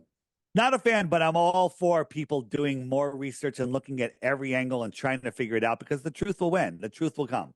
Totally Right? cool. Yeah. All right. Carry Major on. airline pilot. It said there's nothing in our manuals anymore that we aren't required to know how anything works. In flight school, if we ask a question on how something works, they say you don't need to know that.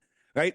This is an old timer Delta pilot that I'm talking with, and he said when he learned in flight school, you had to know how to rebuild the plane or you weren't allowed to fly it. You had to know everything about it. Now they're just glorified bus drivers. Push a number, spin the dial, and do this, and you don't have to know anything.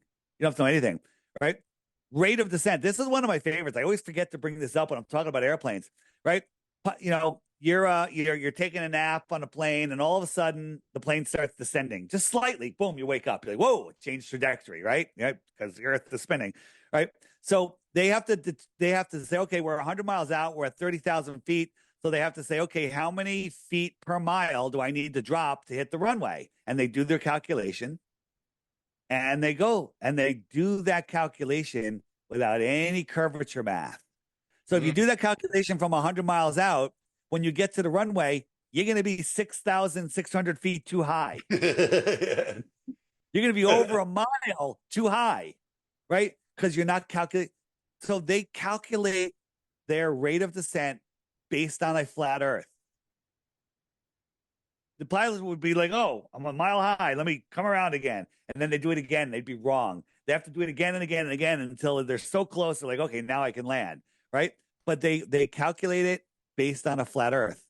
End of story. Good night. Especially when it's an east-west, because it would be Like how if the ground below you is moving 1,000 miles an hour, you'd have to hit this fucker like Right. Well, in a 30 north south seconds. runway You is wouldn't have moving. 20 minutes to land. You'd be like, Yeah, but fasten your forget. seatbelts. We Yeah, got a yeah, dive bomb to hit this thing. We got yeah. to. Forget even that. I mean, forget the moving runway, which is just impossible. It's just your rate of descent based on a flat Earth. Sorry, doesn't work on a globe, and it does work. I've never Therefore, told anyone this, but during COVID, I'm a musician in a pub. I'm a singer. I met a pilot for Norwegian Air, and he didn't know who I was, and I didn't say I have Spacebusters. He just thought I was like some singer in a pub. So I just said like, hey, I started talking about this, and I said, "Is the Earth flat?" And I didn't tell him who I was because that would have scared him. And he fucking said, "Yeah," but he said we can't say it. He said we're not. We all know it, but we're not allowed to say it. nice. Yeah, I've heard a lot of pilots say it. Now there are a lot of pilots that are also just indoctrinated and they don't get it. But this is a plane flying around the Earth. Yeah. Maybe that's why they never cross the poles because they'd have to do this, right? This is what they Right. would have to do. This figure eight. Look at it. He's doing like a figure eight. If you follow, it's stupid, Yeah. right? And the reason you can't figure that out is because it's unfigure outable. Now, if you are flying, you're always at the top of the Earth. And if you're flying over the Earth, this is what you would see. The stars in the distance would rise from the horizon and go over your head. Make sense? Yeah. Right? Make over your head. But if we look, this is an actual flight from Berlin to Brazil, over 4,000 miles going halfway down the globe. And look at the stars. They're not They're rising. not moving, yeah, at all. They're Look at the not rising, bottom. just Yeah. the change, the rotation of the stars. And Yeah. then this is what Google Earth says you should see. This is what Google Earth says you should see on that flight. The stars should be going up. So we can trust Google Earth that added curvature in 2001, while everybody was focused on 9/11, right? The Google Earth did not have curvature in it in the early, until 2001, I think it was. And then we can look at reality and we can deny reality all day long, but it doesn't change reality. Can I ask you what you think the Milky Way is?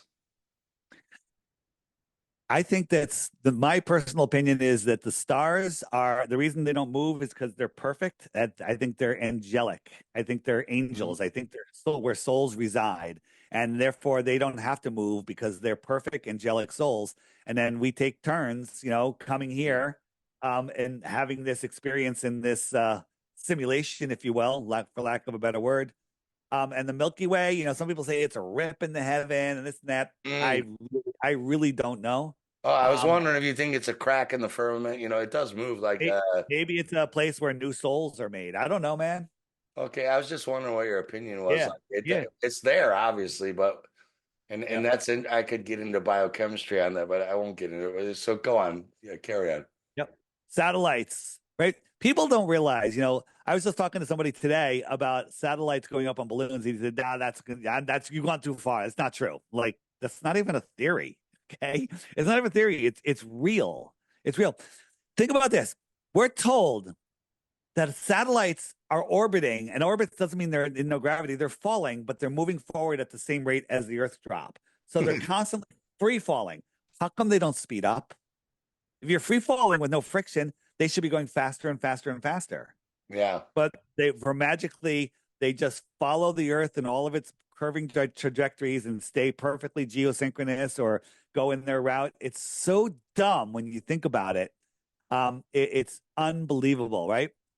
This is the same Delta pilot. He said he was flying across the United States and they got a message. They said, we received a message that two NASA balloons are descending from 55,000 feet in our airspace and they have no transponder. Now, his co-pilot was just a regular, automaton pilot who believed in the globe.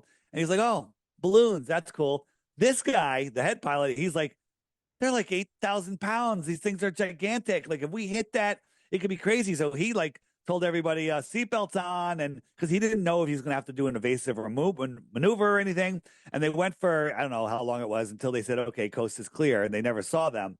But fascinating. Two NASA balloons passing from 55,000 feet.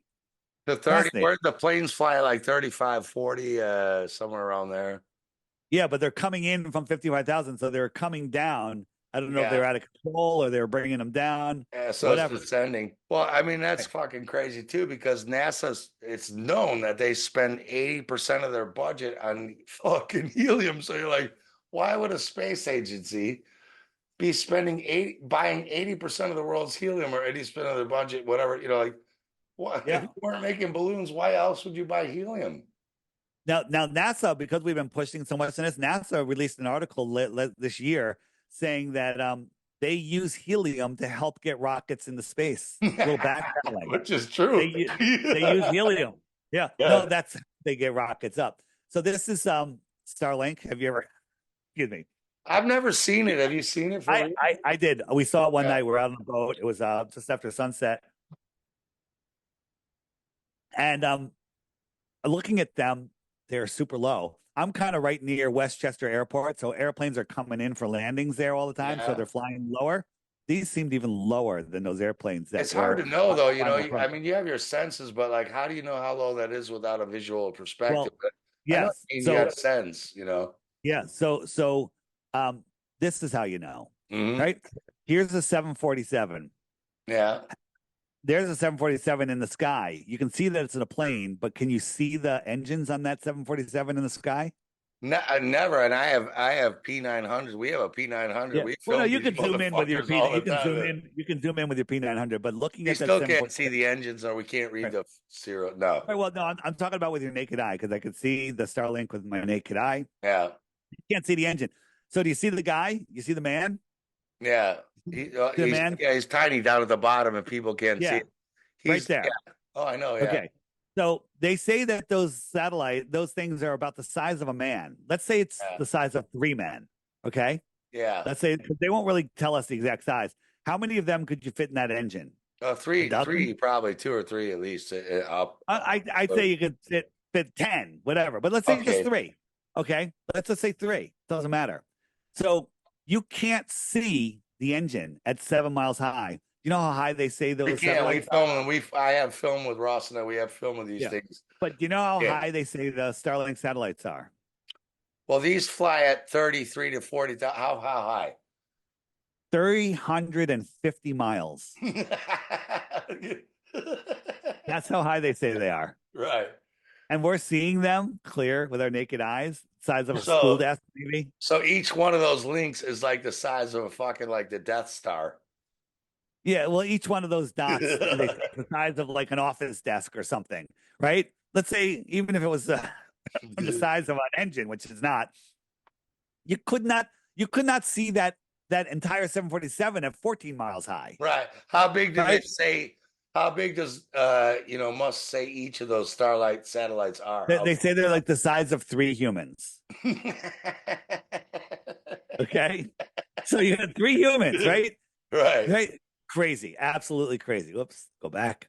So they're 18 feet or something. No way. Yeah, there's no way. 350 miles at 14 miles, you couldn't see it, right? And then a lot of people have reported when they see the Starlink satellites, they hear like a jet fighter way out in front, and then another one like a minute or 2 behind. Now, to me, whatever they are dragging through the sky there, they're guarding it with fighter pilots, because let's say some guy in a Cessna goes, "Oh, what are those? Let me go check it out." And he wants to cruise over, boom, he gets intercepted, and it's like, you're in controlled airspace, whatever, because those are provably low. Satellites don't exist. Everything's done through underground sea cables, and the sea cables, the alignment prove that the Earth is not a globe, because there would be a cable from Santiago to Australia or some southern cables, and there's not. They all go up to the north. They're pretty impressive, man, that they even drop those cables. Like, the engineering to make those were pretty massive. Yeah, it's crazy. And they were here long time ago too. So do you reckon they're old Tartarian shit? Like even I think so. I think some of them are super old. Yeah. Right. Which is absolutely just is that alleged satellites flying around? These are the green. Listen, the green are the satellites, right, and the pink are space debris. Okay. What And does that and mean? remember, the Earth is corkscrewing through space, spinning, and we're keeping track of all of these things. Are just keeping their perfect orbits while that get a basketball, spin it, and then drop kick it as hard as you can. And then imagine satellites are flying around that thing over the same point on the basketball, some of them, right? Right. And others are orbiting, and it's just going, all of this is going on, and NASA is tracking it all. Meanwhile, they can't find flight M38 370 or whatever, right? Well, it's It's funny flight. because we've got hundreds of videos of amateurs sending up balloons. Have you ever seen any of this shit in an amateur balloon launch? And nowhere. You don't No, see any of this. A balloon. You don't even see balloons like NASA. right. Where And, are they? and as I said before, these satellites are free falling through space. I had asked ChatGPT, if something's free falling in space, will it speed up? Absolutely. It'll speed up infinitely. And I'm like, well, how come So, satellites don't speed up? so And what height?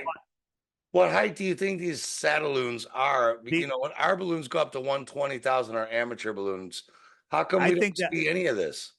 I think, well, also that'd be like saying, hey, I'm floating a grain of sand over the Pacific Ocean and I put up Mhm. another grain of sand. How come I don't see the other grain of sand? It's a big space up there, but so it's a good argument. But these are anywhere from low Earth orbit to high Earth orbit. Look at this They're stuff. all And moving then in different directions. they're all Why aren't moving they different moving directions, this? and NASA's keeping track of all of this. Why Okay, aren't they this is moving the same direction? Shouldn't they all be moving around the orbit or it's whatever? it's because this is meant to confuse your mind. It's all Right. nonsense, right? So we're corkscrewing through space, and those satellites are just, no problem. They're just mimicking all of those motions, following the Earth, right? No problem. It's so stupid that people can't see it. It's so dumb, so dumb. All right. So real satellite, and provable, and Globetardia satellite, right? Satellite section on there.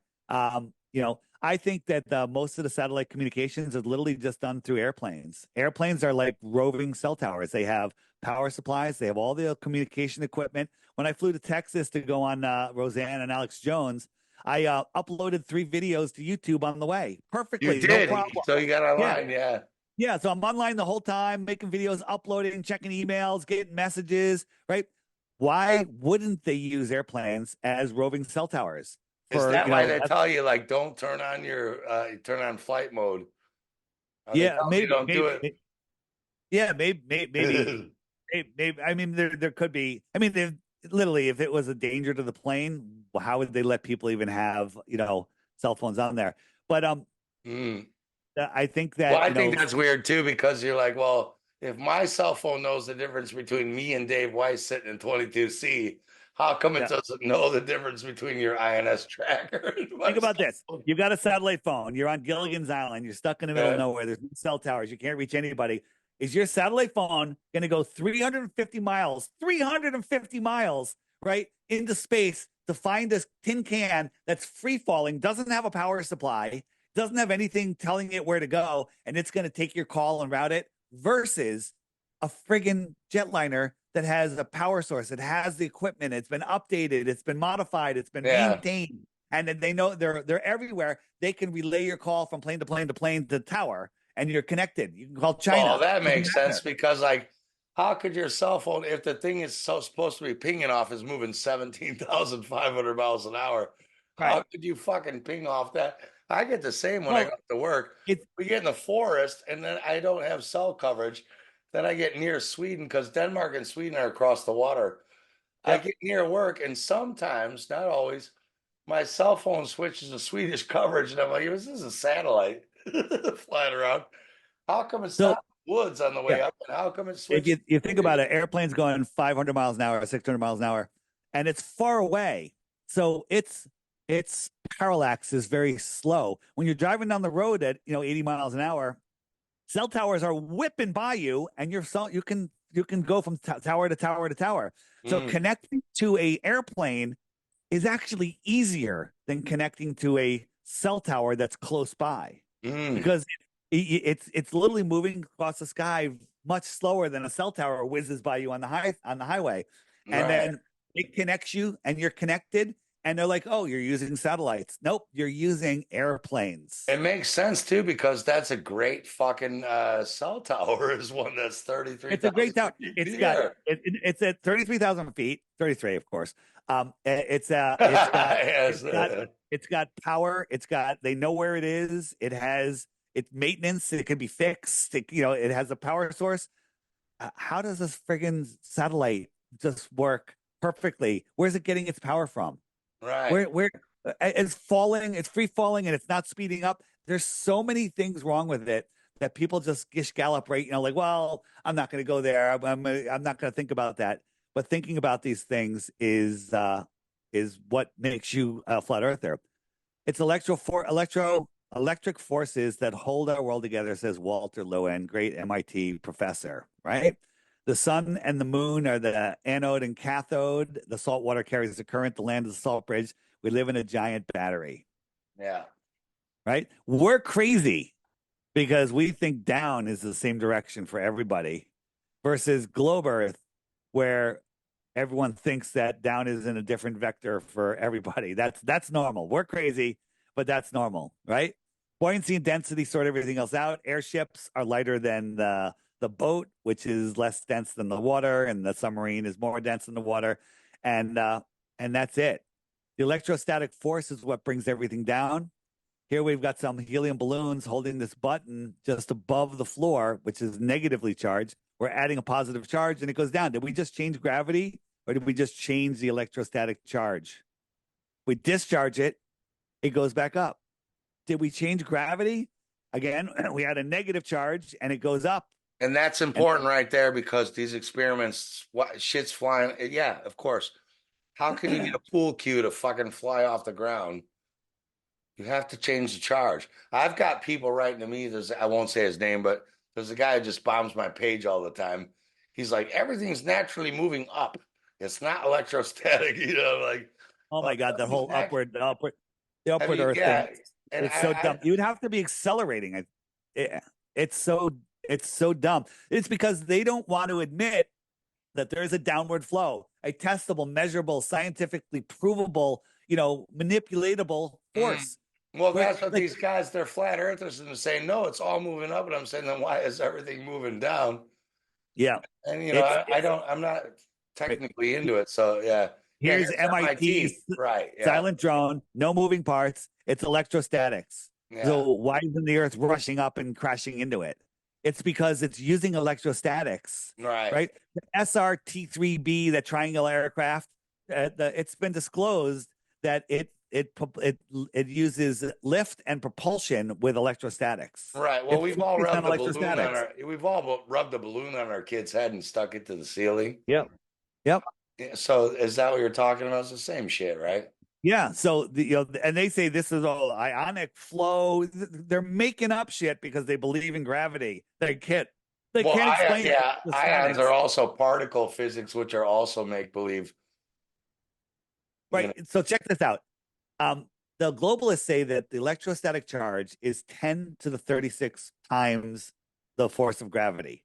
10 to the 36 stronger than gravity. So if gravity is 1g, the electrostatic force is 1 with 36 zeros, which is a number your brain cannot comprehend.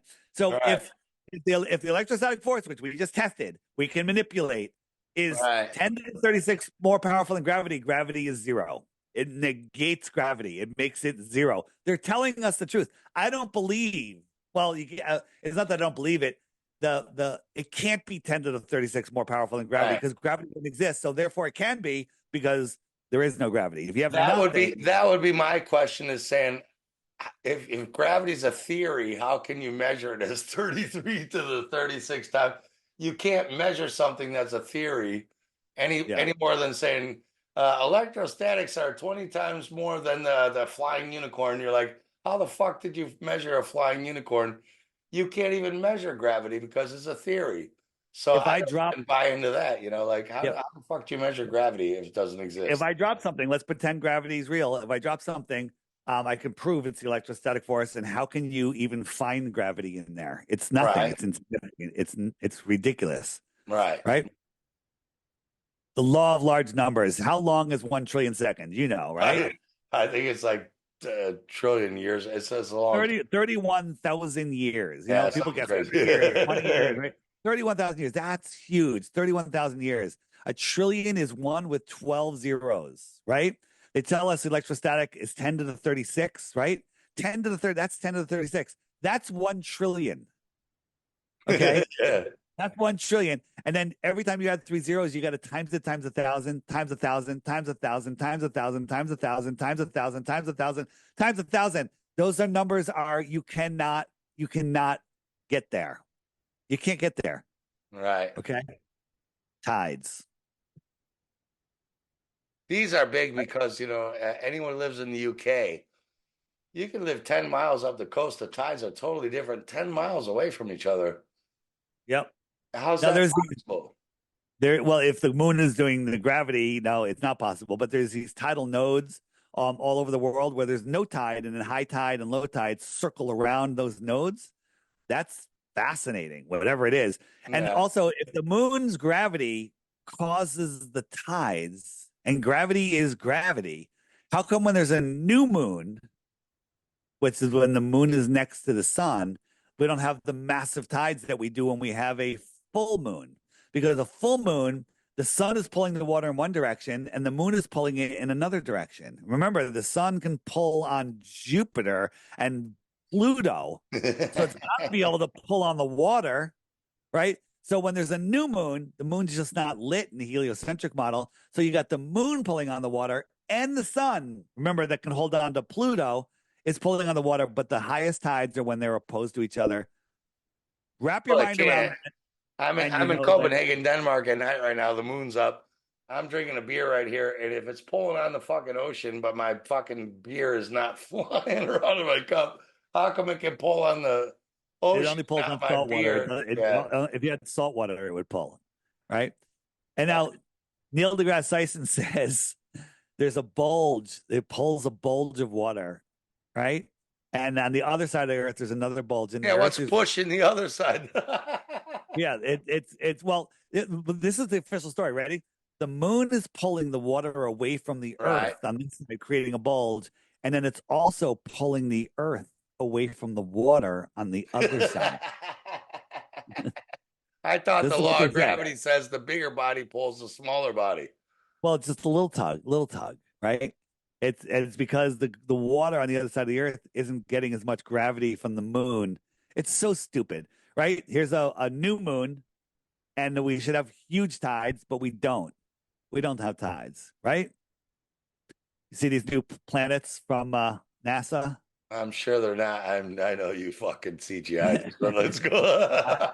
these are all frying pans. They're all the inside of frying pans. They're all just all cooked on frying pans, right? And so this is, I ask people, is this the sun or is it the moon? What do you think? I know the answer, so I'll just shut up, but I know it's Yeah. neither. So when Like, it comes through, yeah, it's it's a not train. even a sphere. We got blue lights, rectangular lights, red lights, right? But the way we see, look, everything turns into a sphere in the That's distance. pretty cool, man. So it's just the lights Yeah. are, yeah, all right. Yeah. Right. So you're saying, are we really seeing a sphere in the sky? I think that the moon is a sphere. I do. I think the sun's a sphere too. I think the You think lights the that I see. moon's plasma or what? I think the moon that we see and the sun that we see is not real. I think it's plasma projection, whatever you want to call it. I think that the real source of those lights are within the firmament. Hmm. Within the firmament. People say, "Oh, you're not biblical." God said He put the sun and the moon in the firmament. Let me ask you a question. When you put your milk in the refrigerator, do you put it under the refrigerator or in the refrigerator? Yeah, yeah. Okay. So if the sun and the moon are in the firmament, to me, that's above where we see the bottom part of the firmament. We live under the Right. firmament. We don't live in the Yeah. firmament. We live under it. What I say So to people like typically, that is I say, God didn't write the fucking Bible. Man wrote the Bible. right. God doesn't do pen writing on pieces of paper. And the sun is magnetic. It's hot, radiant white light. And the moon pulls energy. It's dielectric. It's black light. the moonlight is colder. Any idiot can go outside with a fucking gun and see that it's colder in the moonlight than in the shade. So the moon Right. pulls energy, which means it's dielectric. And the sun is magnetic, hot, radiant. God didn't write the Bible. Man wrote the Bible But even if God inspired that person to write the Bible, biblically, the sun is in the firmament, not under the firmament. well, Right? as you were, yes, and I like what you're Are talking we about. in the Like, firmament or are we under the firmament? well, is the firmament even what you're saying the Bible says it is? Yeah, but if It's there's a a dome above metaphor. us, if there is a If there firmament is, above I think us, there is. if Yeah. there is, we're underneath it. We're not Yes. in it. We're Yeah. under it. And it Right. could be very thick. God's heaven could be in the firmament. I don't know. But there's nothing wrong about that. This is NASA Voyager or whatever. By Jupiter. Look at all this is over either hours, days, weeks, whatever it is. But look at all of the movement of those clouds, right? You got this giant storm. Everything's morphing. Never changes though. It's always that. Yeah. Yeah, but when we go to the original picture, 2014 and 2016, they go, look, we got the Northern Lights, right? Look at that. Look at how stupid is that? So bad. It's Where so were they in bad. 20? That's really bad. But if you look at every little thing, it's exactly the same. Exactly the same. Right? And gas, Right? that's a gas planet. So you're Yeah. telling me gases are ever constant, but they don't change over 2 years? Yeah. Over 2 years, right. And then and gas, but this, if you ask NASA if you lived on Jupiter, how big would the sun be? It would be like the size of a pencil eraser. Do they give a reason? Do they give a reason why that's kicking off neon blue all of a sudden? What's the reason for the color That's change? because it's got a magnetic core, and those are the northern lights. Okay, all right, yeah. Right. But if you were on Jupiter, the sun that you see would be the size of a pencil eraser. Right. So you have to imagine The two spots of white under the orange. You see the orange ball in the bottom right, and there's two spots. They didn't move in 14 years as gas. Yeah. The whole thing. I mean, we got the video from them showing how fast it moves, and then over 2 years, nothing changed. It's not even on the other side. We were luckily when at the time we captured the photographs, they were on the same side and the same bottom. Have you looked up and seen Jupiter in the sky? You've seen Jupiter, right? Only through the P900 and yeah. You can see with your naked eye sometimes, and it's bright. It's as bright as the sun. It's just the size of a very large star. Yeah. Right. You have to believe that pencil eraser sun size is reflecting off of the gassy, non-reflective, light absorbing. Yeah, gas doesn't reflect. Gas doesn't reflect light. It reflects, and it's traveling 400 million miles back to my eyes here on Earth, and I see it as bright as the sun. Okay. Yeah. Again, people don't think this stuff through. They've really turned people into morons. This is the bottom is what we see, and the top is what NASA and Disney give us. Mm. Yeah. Saturn is interesting because it does have that thing around it, to the P900. Yeah. No, it does. It does. And they say that Saturn's going to line up where we're looking across the edge of the rings and we won't be able to see that. That's interesting. Doesn't prove the Earth is a globe, though. Right. This is the famous picture of Saturn, and we took it, put it in a Photoshop, and clearly somebody did a really crappy cut and paste job putting this thing together. Well, you can see because the ring on the left doesn't even go to behind the planet; it just stops with a straight line.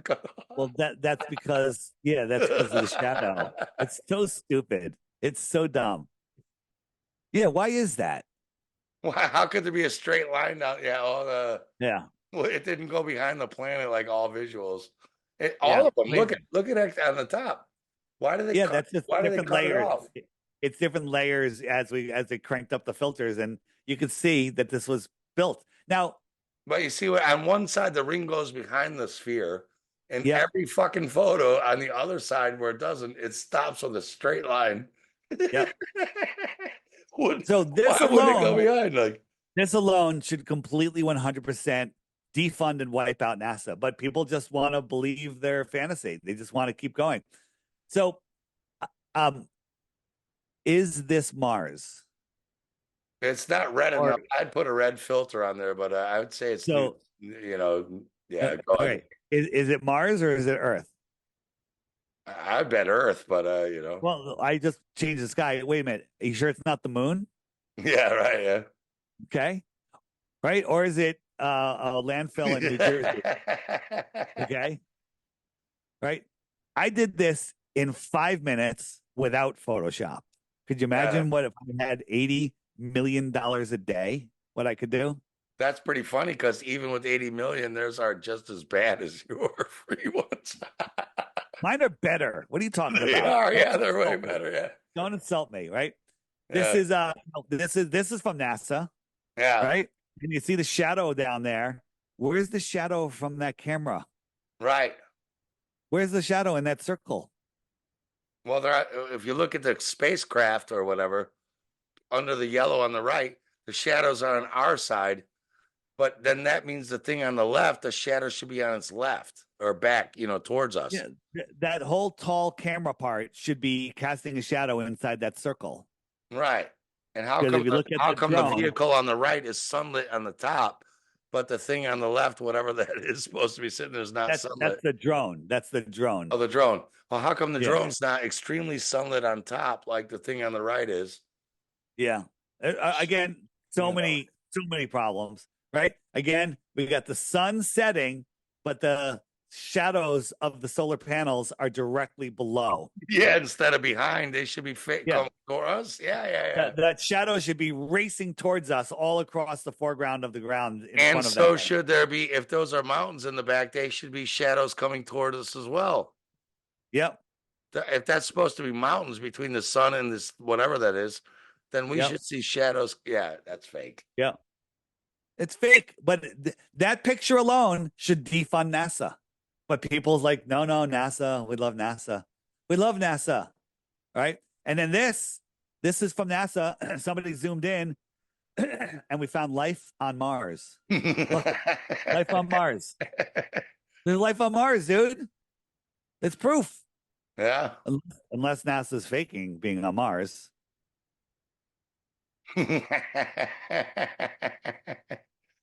Also, the Maybe shadows are maybe, maybe it's a stowaway. He was stuck there, and then he came out, and he's frozen in place.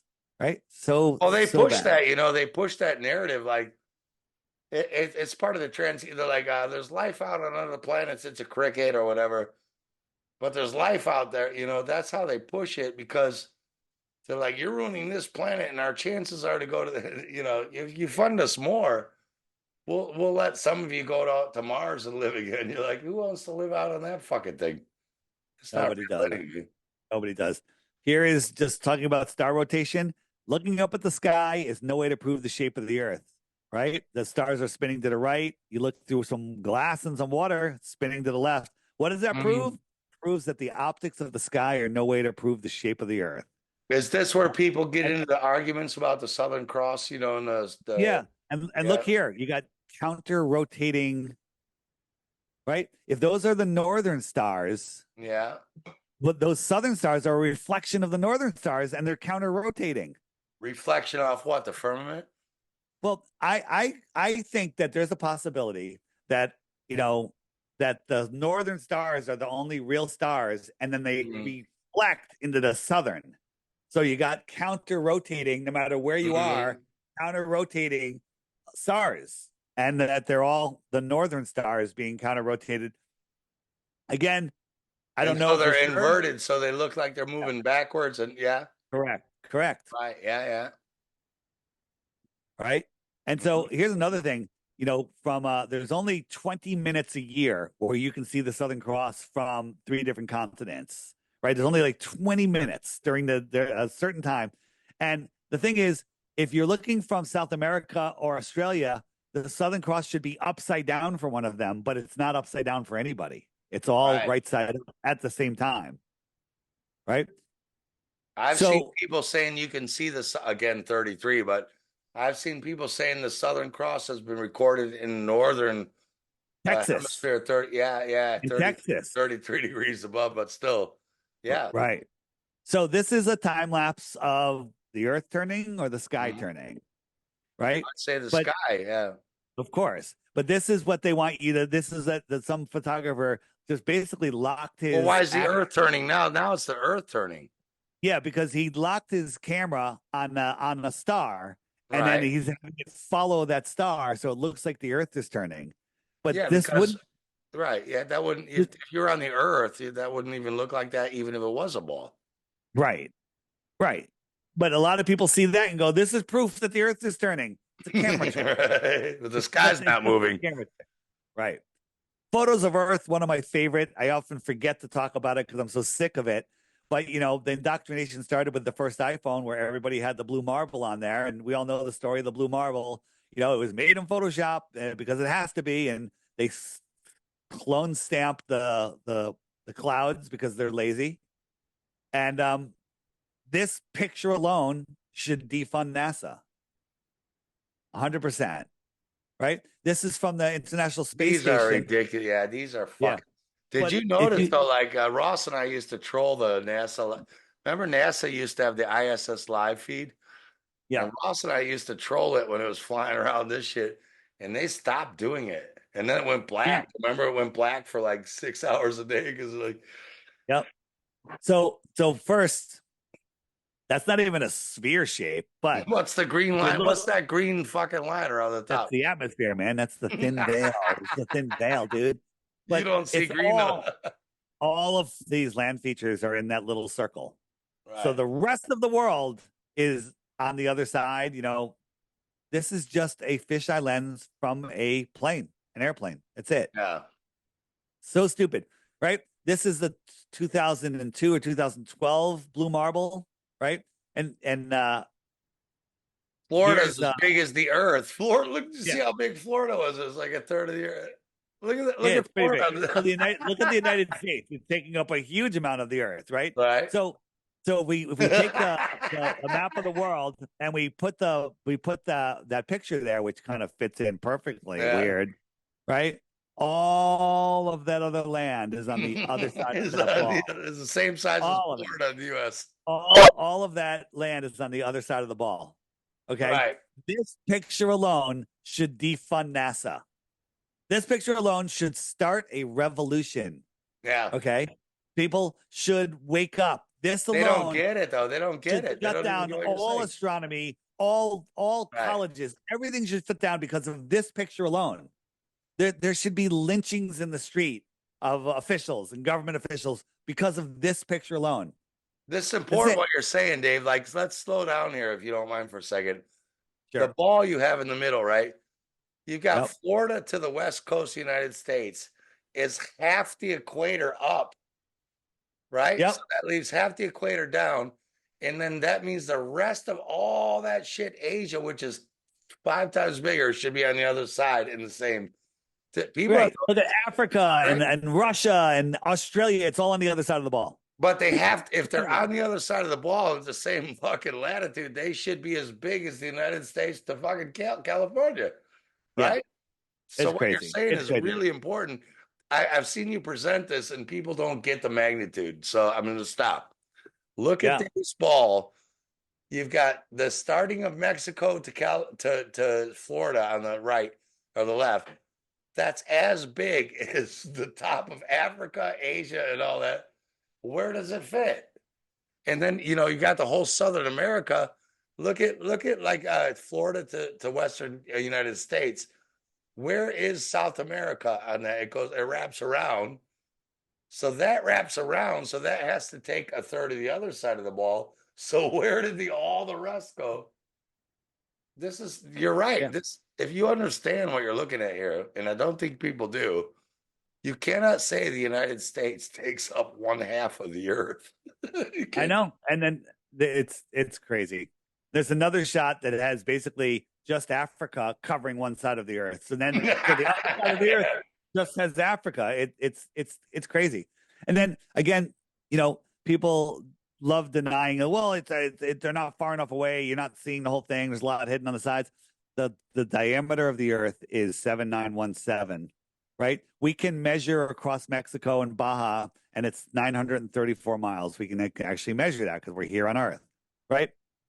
8.4 of those segments should fit between the two red lines, right? Yeah. 8.4 can fit on the slide, right?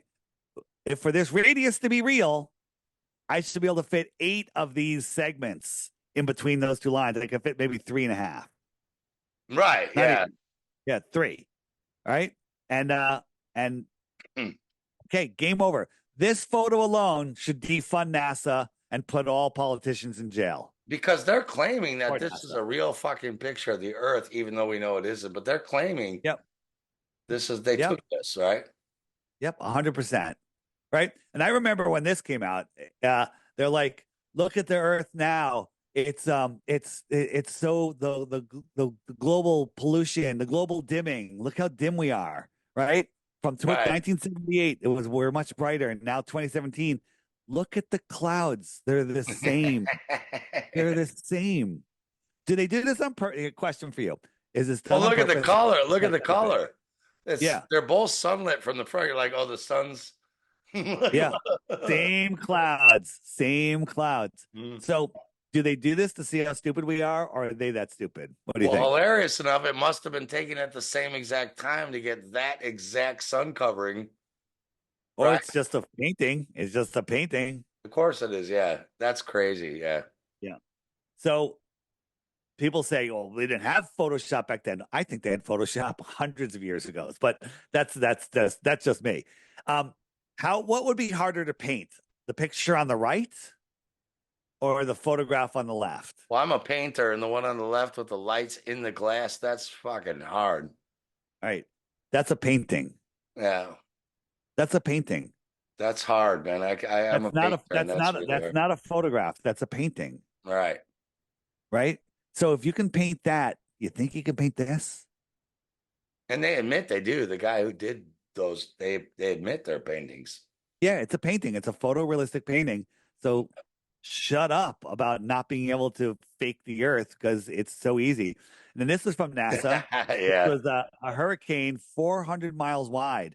You know what the curvature in 400 miles is? I didn't know the hurricanes, followed curvature, right? But if we look at the curve and we put it on an Earth, okay, that means it's 400 miles. The United States plus way out of the ocean is only 400 miles. Right. Yeah. Yeah. Which was a tiny 1/4 of that other map. What's going on here? But that hurricane took across the whole Yeah. Earth. Look at that. So that hurricane goes all the way across, right? And look at the Right. bent solar panels. And so that's 400 miles. We match that up with a sphere. So that Right. hurricane is covering that much of the Earth. And if we Yeah. put Earth in there, it's bigger than the United States. Right. Where's the other 1,200 miles? Yeah, it's so stupid. Yeah, right. It's so Yeah, stupid. incredible. All right. So if you want to see photos of the Earth, just Yeah, man, let's go. I'm loving this, man. You just type in Earth on the app in the images section, and there's all sorts of stuff. I've been adding a Tell ton. people about your app, Dave, too. Tell people where to get it, man. FlatEarthDave.com, and that you can do for Android. You can direct download now. You don't have to go through Google. You can just get it direct if you want, or go through Google and then Apple App Store. By the end of the year, I'm going to have a web version out for computers.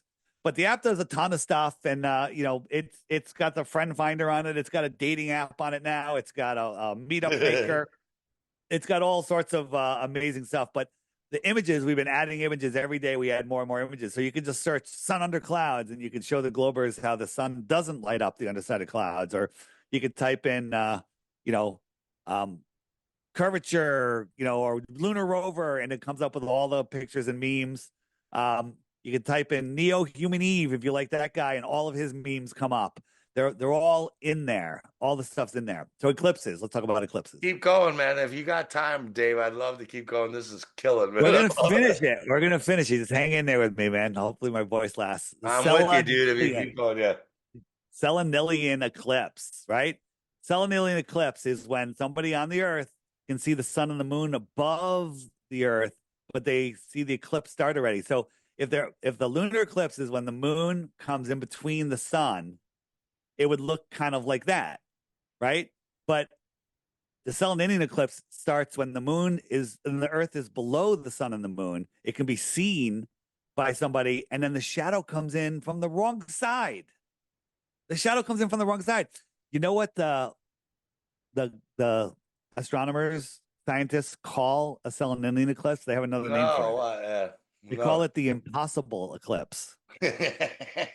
And that's what they don't explain. They go, well, it's impossible. That's what we're calling it. But it worked. But it's there. Therefore, the Earth is still a globe. We just don't understand it. I The just impossible. filmed this the other day, man. I had like this. I can actually edit it in. The sun was low behind me. The moon was high in the sky, and then like the shadow was just way on the wrong side. And you're like, how the fuck? I turned around. I even put a compass readings. I said like I'm looking north northwest, and I'm looking. I put compasses in, and it's like there's no way this thing could be casting that shadow. No way. But I can't believe in thousands of years no one else ever said, "Hey, how is this still? How are they getting away with this? If I Yeah. could figure this out with an iPhone, are you telling me like the world's astronomers couldn't? What's the explanation? Yeah. I mean, I can steelman that for the globe, and the argument is that the sun is far away, and it's just the perspective is making it low, and it's actually higher. And that's actually not a bad it's not a bad argument because you can do a demonstration of that. Um, but again, it still is a crappy argument. There's no way Here's that shadow could be there if you're on the Earth. I It should be I'm the with you. opposite. Yeah, That's what the Globers say. right. That shadow should be down at the bottom, going the other way. Here's a solar eclipse. Is supposedly the Right, moon blocking out the sun, but you never see the moon. You just see what I call missing sun. right. Missing sun. There's just missing sun, It's and there's funny a you can see common. the atmosphere through it too. Like if it were, it Yeah, should be black. yeah. On the FAQ page, there's the eclipses section, and I encourage people to go there and watch that stuff day and night. Right? This is a good one. If the Earth was a globe, then only 50% will be in light at all times, no matter what, how you tilt it or spin it. Right? This is on July 8th. All of this is in light at the same time. All of that is in light. This is what the Weather Channel showed. How do you have a single source light up that much of a sphere? Mm-hmm. Go in a dark room, get a basketball, get a single source light on the far side of the room, and tell me that light can wrap beyond the halfway point of the ball. It can't. But this is what they're showing you because they've wrapped the flat Earth over a ball and it doesn't work out. And so Yeah, on this day, like over 70% of the Earth is in light. Only 50% could ever be in light. right. Right. Only 50%. This is what they're showing. More than half of the Earth in light. Well, go Right. back But to that one real quick because go back one slide if you can. yep. Funny enough, the dark side, the clouds are still lit. Yeah, You see, that's also how are the clouds lit on the dark side if the light good source is point. above? See what I'm saying? Yeah, How would you see those clouds if they weren't lit? good point. Get out of here. So, on a flat Earth, this is how light reacts, and this is what time and date shows us how it works. Right? Right. There's a certain time, like like there's there's the equinox on the left. Let me just Yeah. let it go a little further. Um, trying to get to where is it? So when the sun goes out, it wraps. Now look at all that land that's Mm, lit. Try to right. circle that on a globe, right? It doesn't work. It doesn't Yeah, work. because the other side, half of that has to be on the other side. Right. It Right. doesn't work at all. It doesn't work Yeah. at all. Right? Well, this is what people are yelling at Jaron about. We'll do this for the nerds. Jaron, if they go down to the South Pole, allegedly, Antarctica.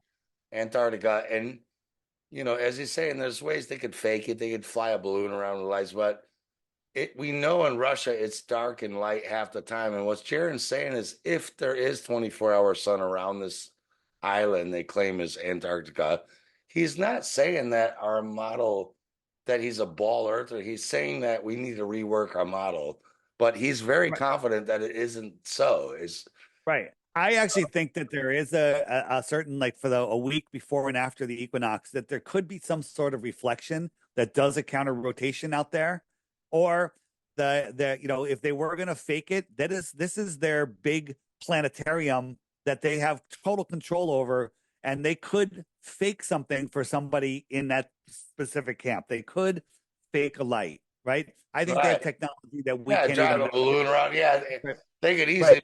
Yeah, they could easily float a But balloon around with a light source. But well, I'm not even thinking a balloon. What about something that's like electrostatically lifted, device where they can actually move it specifically where they want it? You right, know, yeah, where I agree with they, him that it'll suddenly be magically cloudy. You know, yeah. over Well, all the but rest the of our thing is, videos this is guy gonna be Will cloudy. Duffy is so confident that it's going to be blue sky. Every single video I've ever seen from that glacier is total overcast, but he thinks it's Right, going to be blue sky. So here's the thing. This is the most important secret to delete. They're not going to let people go there and see the sunset. They're not. This yeah, is a controlled area. They're not going to do that. So either it'll be canceled, it'll be misrepresented, or they've got something else planned. But they have four things planned for December. The final experiment, which I call the not final observation. You got Neil deGrasse Tyson, Bill Nye, and William Shatner, who they fake throwing into space. He's yeah. showing up after they leave. And then you have Netflix is releasing a series where they gave a couple flat Earth families $40,000 to prove the Earth is flat, and we've never seen these people before. Like, who are these flat Earthers? We've never Right, heard of them. So that's another hit piece. And then SpaceX is allegedly flying over Antarctica in December. So you got four headlines, yeah, right? What do people do? Do people research? Do normies research? No, they just read headlines. That's it. right. That's all you need. So you got four headlines that'll kind of like, throw a foo-foo at flat Earth. Go find somebody, a normie, out of a bar or whatever, and say, oh yeah, Elon Musk, he's put his car in space. Oh yeah, that's so cool. Oh yeah, you think it's cool? You believe it? Yeah. Did you watch it? Nope. Did you see any footage of it? Nope. You just believe it because you read the headlines. So that might be all that they're doing, and they're just going to run with it. And they always do that anyway.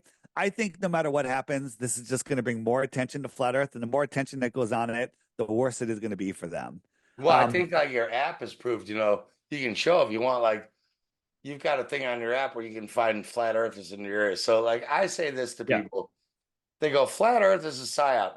And you're like, well, all the other models there's only one model that's a ball earth, and it's a Jesuit Copernican model. Go, all of right. them else are not. If it's a psyop and it's retarded, how come millions and millions of people are signing up to flat earth? And if it's stupid, if something's stupid, If if I'm if the selling, Earth if the Earth was a globe, there would be no flat Earthers because they would have right, proved it. the movement would have squashed already. It would have been as stupid Yep. as the Tide Pod challenge where people are eating Tide Pods. It would have been a fast. Do you think like millions of people and your app shows it? There's flat Yep. earthers in your area. We're, Do we're you about to think, hit 200,000 on there now. right? Do you think Yeah. that 200,000 and those are only on your app? There I are think my millions of app is people. represents less than 1% of the flat earthers out there. Okay, so let's call it 2 million. Yeah. Do you Yeah. really think 2 million people are so stupid they're falling for a psyop? And they're Nope. not, because when you talk to a flat earther, they know more about physics than the fucking ball earthers. And I'm saying I think there's 100 million flat earthers out there. probably, I Right. don't know, Yep. yeah. Mm. But So, you know my point, yeah. But go on, yep. yeah, this is great, Let's yeah. go. Let's talk about Southern flight routes. The World Cup was in Doha, and they had their the Glovers make they go on these routes because they have to change pilots and drop other passengers off, and it's their hub. They had their own plane. They had a private plane. They wanted to go back to Buenos Aires, and they flew to Rome first to get fuel. That doesn't make any sense because Rome is just as far from Buenos Aires, if not farther, than Doha. But if you look at it on a flat Earth map on the right, it's a perfectly straight line. How many times do you have to see a straight line like that to understand that the Earth is not a globe? If you look from Sydney to Rio, goes all the way to Los Angeles across the equator. And if the north is at the top half of the ball, the south is on the bottom half. Any combination of any two airports in the north, you would never ever cross the equator. No matter where you're going in the north, from one northern airport to another northern airport, you would never cross the equator. And guess what? There's no northern flight to another northern airport that ever crosses the equator. But on the southern flights, they do it all the time, which only makes sense on a flat Earth. If you look at this flight from Rio to Sydney, it stops in Los Angeles because it's halfway, kind of like a straight line there. It makes so much sense. This is one of the most damning fucking evidences there are Yeah. these. Amsterdam to, I mean, the Argentina, the Buenos Aires to New Delhi stops in Amsterdam, right? Look at it on a flat Earth. It's just a perfect stop along a fairly straight line. This one, Sydney to Lima, Peru. Why don't they just cross the ocean there? Now they say, well, the pilots they like to flying over land in case there's a issue. There's no land between Sydney and Australia. Yeah, on the Okay, top left, just for people looking, just go to the top left graphic. Sydney to Lima on the top left, where the question yeah, marks are. That's the route. yeah, they go But all the don't way to people Los say that? Angeles and What do all the they way say? There's down. not enough gas. What's Yeah, the argument? but it's 7,497 miles to Los Angeles. But from Right. Sydney to Lima, Peru, it's So it's 7,948 not miles. gas. It's unless they run out of Yeah, gas at 7,500 miles an hour, right? Or what? yeah, 7,500 miles, Yeah. right? And there's other places to stop out there. There's other islands and Right. all sorts of stuff if there was an emergency. But if you look at it on a flat Earth map, it's a friggin' straight line. Right. It's Yeah. a straight line. Again, Durban, South Africa to Sydney stops in Dubai. Ridiculous on the globe. Perfectly straight line on a flat Right. Earth, right? And then from South Africa to Australia, they stop in Dubai, Hong Kong, or Malaysia. Right. Crazy. Look at that on a flat Earth map. Makes a Right. lot more sense.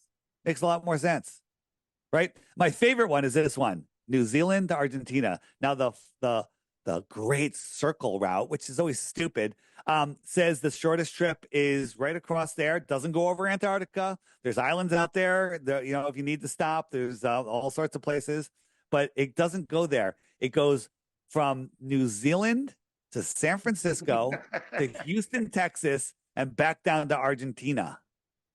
Right? Right. That's Yeah. the route. Crossing the equator. Why would you do that? Right? But if you look at it on a flat Earth map, New Zealand, San Francisco, Houston, and Argentina, you could actually take a straight edge and draw a line. Right. Okay? What about people who say though, Dave, like they say that flight doesn't exist, or there are some counters to this argument. Well, this flight does exist, and this is the route that it goes. I used to Right. say the Santiago to Australia flight doesn't exist. We Right. said it doesn't exist. But then we found out new information that it does exist. Right. And had Max Egan go on it. He was on the flight. He took compass readings, and those compass readings only make sense on a flat Earth, right? And then we found out that the plane is a special Boeing Dreamliner 787 or whatever. It's only flown by a small handful of military Freemason pilots, and the plane has 7 layers of heat resistant paint on it. What does that tell you? Really? And then we also for found real, out, yeah. we also found out at 50,000 feet, there's circular winds that go like 350 miles an hour. So you put that thing that already flies 600-700 miles an hour in a 300-mile-an-hour tailwind. Now it's going 1,000 miles an hour on a flat Earth. The time makes perfect sense. Well, I've sense. seen Jared. Yeah, I've seen Jared and them do like that. What you're showing. I've seen Globebusters showing this map where out on the outer circle of flat Earth, those winds are moving fucking fast compared to in the middle. Yeah, and the Right. outer. I mean, there's so much wrong with the outer south compared to the inner north. But they're fast, right? Like they even Yeah. show it on their own admitted technology that those winds are way faster than what's going on in the middle. On my app, if you go to the images section, type in Southern Flights, all those memes are right there. So you can have them at your fingertips when you're globe smacking people. And they're all right there. Emergency landings, one of my favorites, right? This is a great one. Hong Kong to not Germany, they were going to the United Kingdom, and it's a 12-hour flight. And 4 hours into the flight, his mother dies, dead in her seat. Died suddenly. Could you imagine? Right? And she's with her husband and 3 small children, I think. Right? And she's dead. Pilot should land the flight. There's dozens of spots where they could land, but they didn't land for 8 hours. Why didn't they land for 8 hours? If you look with at a corpse on there, yeah. My friend Yeah. just got taken off. He had a heart attack on a plane, and they landed immediately. Yeah, could you imagine sitting next to your dead mother for 8 hours? I mean, those kids are destroyed. I mean, this is horrible, right? Yeah. So the flight was over Russia. The flight was Oh, over they Russia. can't stop because of the politics. So they're like, we They can't couldn't stop stop. because of politics and because people like us would go, why were you over Russia? They can't admit they were over Russia Right. because forget the politics, right? Because Russia would probably be very helpful. It could spark world peace, but we can't have that. But that's Yeah. not the issue. The issue is why are you over Russia? And we could say they're over Russia because the earth is flat. Then we have something to stand on. Now we just like can't prove it. We can just show the reason, right? Right. Chicago to Doha, emergency landing in Moscow, right? So when the emergency happened, it's like 1,000+ miles out of the way. They landed there in 10 minutes.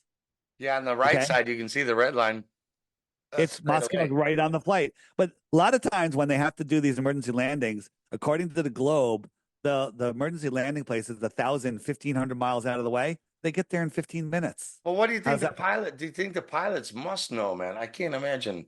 Most pilots know. Other pilots are just like, go here, go. They don't know. They're not looking Yeah. at anything. They're just following, turning knobs, and doing their job. They don't see But this at all. I can't imagine you're a pilot uh, and don't see this. I've been speaking with lots of pilots, and some of them say they're flat smacking their co-pilots, and they're too indoctrinated. It's Right. amazing level of Stockholm syndrome. We got the emergency landings book, which is you can find on my website. That's documented all of these, and they're all pretty good. A couple of them are like, you know what, that doesn't really prove the flat Earth, but they are interesting. But there's plenty that do. You made a book Meteors. though, right? Didn't you make a coffee table book about that? I made a coffee table book, not about Yeah. emergency landings. That one's on there. That's by Eddie Ankar, Flat Earth Banjo, Yeah. and it's a good book. You could also find the free PDF online if you want to just have the records. Meteors and asteroids are always a good one, right? We always see meteors coming in at an angle. We never see them going straight down to create a perfect. They would create a gash, Right. right? We create a gash, right? Now this is what we see meteors coming in, but somebody filmed this out in in Nevada. These airplanes flying low, shooting these fireworks, right? What are they doing? What are they testing? Is it possible that it looks exactly like these meteors that we're seeing? Right. Well, Maybe that's all we're seeing. Eru from Globebusters sent me a video of a fucking meteor going down this, and then it took an S turn and went the other way. Just like, here on a second. Oh, really? I I've didn't got a see that video. one. I've got a video of a meteor making an S turn in the sky.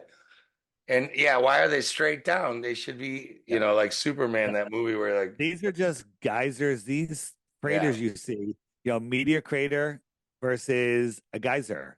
They're the same thing, there are right? people Meteor also crater, talk about the giant geyser. trees, that these might be the giant tree stumps, but that's They an, could yeah, be. They could be fallen angels. There's 200 of these big craters, and there's supposedly 200 fallen angels, right? Who right. knows? Who knows? But you So, also never see a meter going up, where if you were in a spinning right. ball flying around in the corkscrew, So if I'm on the north and I'm right? watching these meteors come down, somebody in South America would see meteors going up, and Right. Yeah, they should. Yeah. Right. They vice never have. versa. Somebody in South America seeing them go down, with North America we'd see them going up. No one's Right. ever Have you seen ever meteors seen a going film up. of a meter going up? Have you ever seen any meter going up? No, nobody has ever. Right. NASA, right? Founders of NASA. Well, the Ronald Hubbard, the founder of Scientology, Walt Disney, a cartoon films producer, Werner von Braun, ex-Nazi, Jack Parsons, and Aleister Crowley, just a nice guy, right? Yeah. These are the founders of NASA, right? Werner von Braun with his, hey, stick it in your face, revelation of the method, or dying with deathbed confession. He wrote Psalms 19:1, the heavens declare the glory of God, and the firmament sheweth his handiwork. Talking about the firmament, why is that on, a rocket scientist's gravestone? This is my favorite about Werner. In 1957, he wrote a book called Project Mars about a rocket that he's going to take to Mars and start a civilization there. And the leader of the civilization's name was Elon. Elon. It's Elon. Yeah. His father And was then, kicked out of Canada for being the head of the fucking yeah. transhumanism movement. Yeah. And then on the left here, we have Elon's early rocket that he says, we're going to take this to Mars. Looks a little similar. And then one day he tweeted, I think I want to make the nose a little pointier. Okay. Is he trolling us? Is he trolling us? This is his rocket. Now this is whoops, let me go back. This is his giant rocket, and you can drive a Mack truck underneath that thing. So it is gigantic. And then we're just gonna watch. I cut out some clips in the middle, but I don't take it out of order. Now watch, that was one edit, right? Two edits, right? Onboard camera, three edits, onboard, offboard. That little That's flame fake is as shit, right? That's fake as five. fuck. Yeah. Four, That's so five, fake. Yeah. edit, edit, edit, edit, And wait edit. a minute. Wait a minute. Slow it. Pause it. Look how slow it's going up compared to the one you showed me before, where the amateurs fucking shot this rocket up and it was, and then in Yeah. 3 minutes Well, it was up at the top, right? this one's bigger, right? So look at now look how high it is. Now look how low it is. The ground camera, we're getting a side view. Now look at the smoke. Use your God-given common sense. Look at the smoke. It's now falling. How high Yeah. is it? How high is it? It's now falling. Now look at the smoke. Watch after this clip. It's going to edit, and they're going to see slower smoke. Look how slow the smoke is. This thing is 10 tons falling, right? 10 tons fall. Now look how high it is all of a sudden. You can almost see the Earth's curve, right? Now, how are we filming the side of this from the ground? The If it's that clouds high? are behind it, so it's got to be lower Yeah, than the clouds. yeah, and it's filming the side. So how is that possible? Now Well, now watch. it's lower than the clouds. So how can it be lower than the clouds if it was just fucking 100,000 Right. feet above the And now clouds? look how the clouds have changed. It's like total cloud cover. So watch. Three engines are going to turn on. It's magically going to balance upright. Two engines are Right. going to burn out. The photographer is going to get right underneath it after a really bad edit. And then one engine is going to land it. So three engines on, edit. He's underneath. Now watch. Two of the engines are going to burn out. Ready? One, two. And that one off engine is going to land this thing with a whole bunch of CGI smoke. Ready? CGI smoke. With a cut. Yeah, with a cut. And it lands upright beautifully. Right? Look at the laser beam smoke behind it. Like, why? What? Yeah. Oh my God. Right. If anyone that believes that's real, now this is the rocket coming in for a landing. This is another one. Watch it explode. Now watch these people's reaction. Nothing. I don't care. Not a flinch. You'd be like, oh my God. Holy shit. Holy shit. To be sucking, right? Nothing. It's so stupid. It's so stupid. Right? This is they're excited. They got a lemon. They got some fresh fruit that came up and they're playing with it. Look at the lemon. Is it Shows real? through their fingers too. Yep. Through their hands. Your hand doesn't cover the lemon. And, oh my God, man. Yeah. Yeah. So this video alone should defund NASA. Look at that hand. It looks like a claw also. Yeah. I mean, it looks like a freaking reptilian, hand. Right? Again. And why would you be wearing a watch in space if a watch is set to a time zone on Earth? Well, so you know what time to do things. You have to have space time. You got a watch and you're like, you're from Florida. What time is it? You're like, well, if you're flying around 17,000 miles an hour, they your watch doesn't mean anything. They need to know what time they need to do things. So yeah, what time is it on Earth? You're like, well, where are you around Earth? Why would you be wearing a watch if you're flying around every time zone every 10 minutes? Yeah. So this ball is real, filled with helium, but look up top. Where did that come from? Yeah. Oh, they're showing you. Augmented reality, and they even have the little beaming in graphic and noise.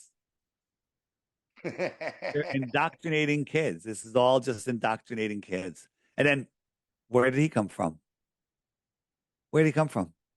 Yeah, he just. Where did he come from? Yeah, where did he come from? And where did he go? Are they doing camera tricks, laser camera? Oh, that's just cosmic rays, Dave. You don't understand. There's a lot of radiation. Oh, there are people who say, it's a video glitch, and you're like, well, show me your fucking kid's birthday party where you glitched in and out.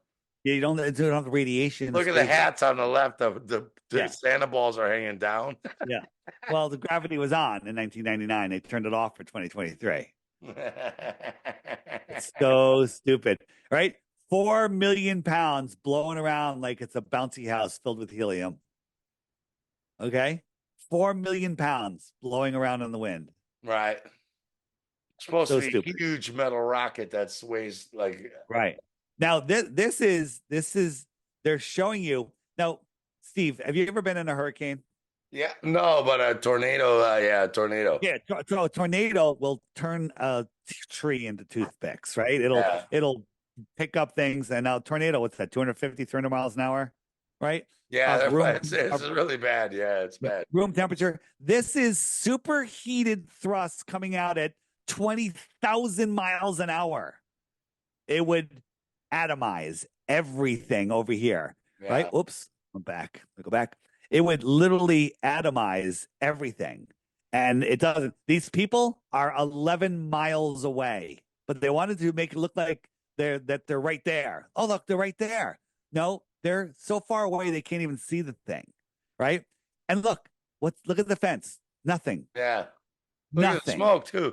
Look Why at is all the that fire? smoke. Yeah, That look how smoke is slow coming that out of the is. ground, Well, look at the right? launch you showed before, where the amateur rocket was. Oh, it just flew up Yep. in the air. Like, how did And that then rise so slowly? And then Yeah, this is 30 miles downwind, downstream, and you could hear and see the separation at the same time.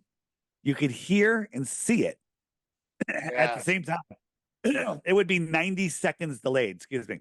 I remember Um, being in school where they showed, like, they said they all died up there. It freaked the shit out of us, you know. yeah, that was what it's all about. Just freaking everybody out. Um, the on the left we have the Blackbird SR-71 Blackbird goes 2193 miles per hour.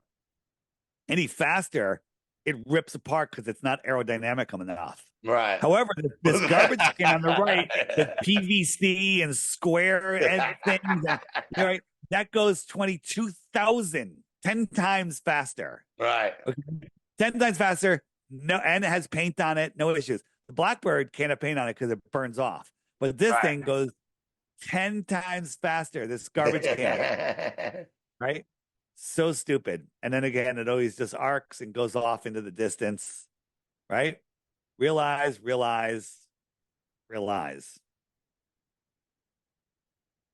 My favorite section on the app was the moon mission nonsense and then the faking space blimps, balloon rockets.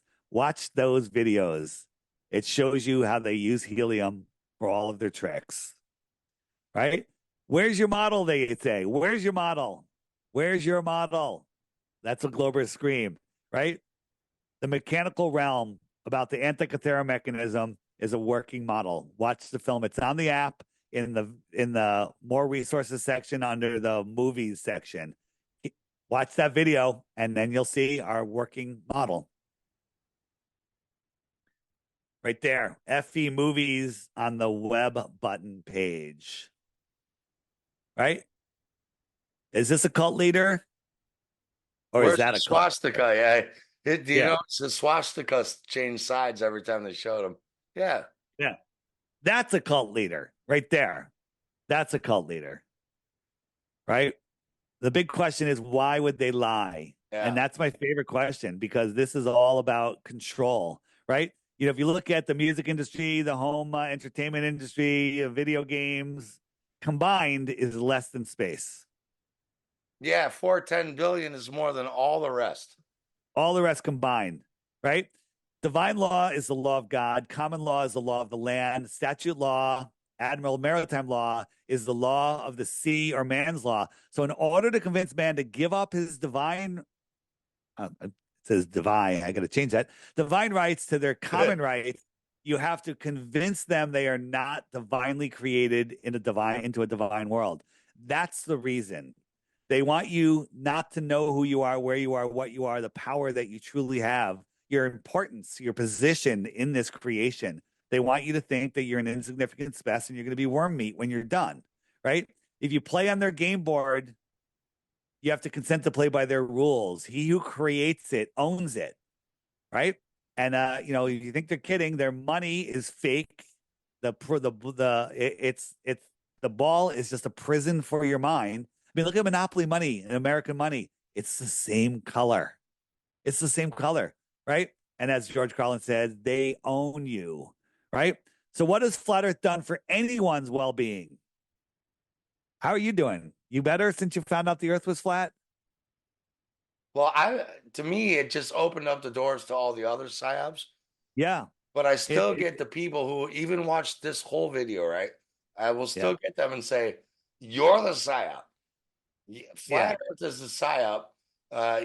This is the psyop," and you're like, "Well, what does it gain to tell you that the Earth is?" Yeah, what do you say to Come people like that?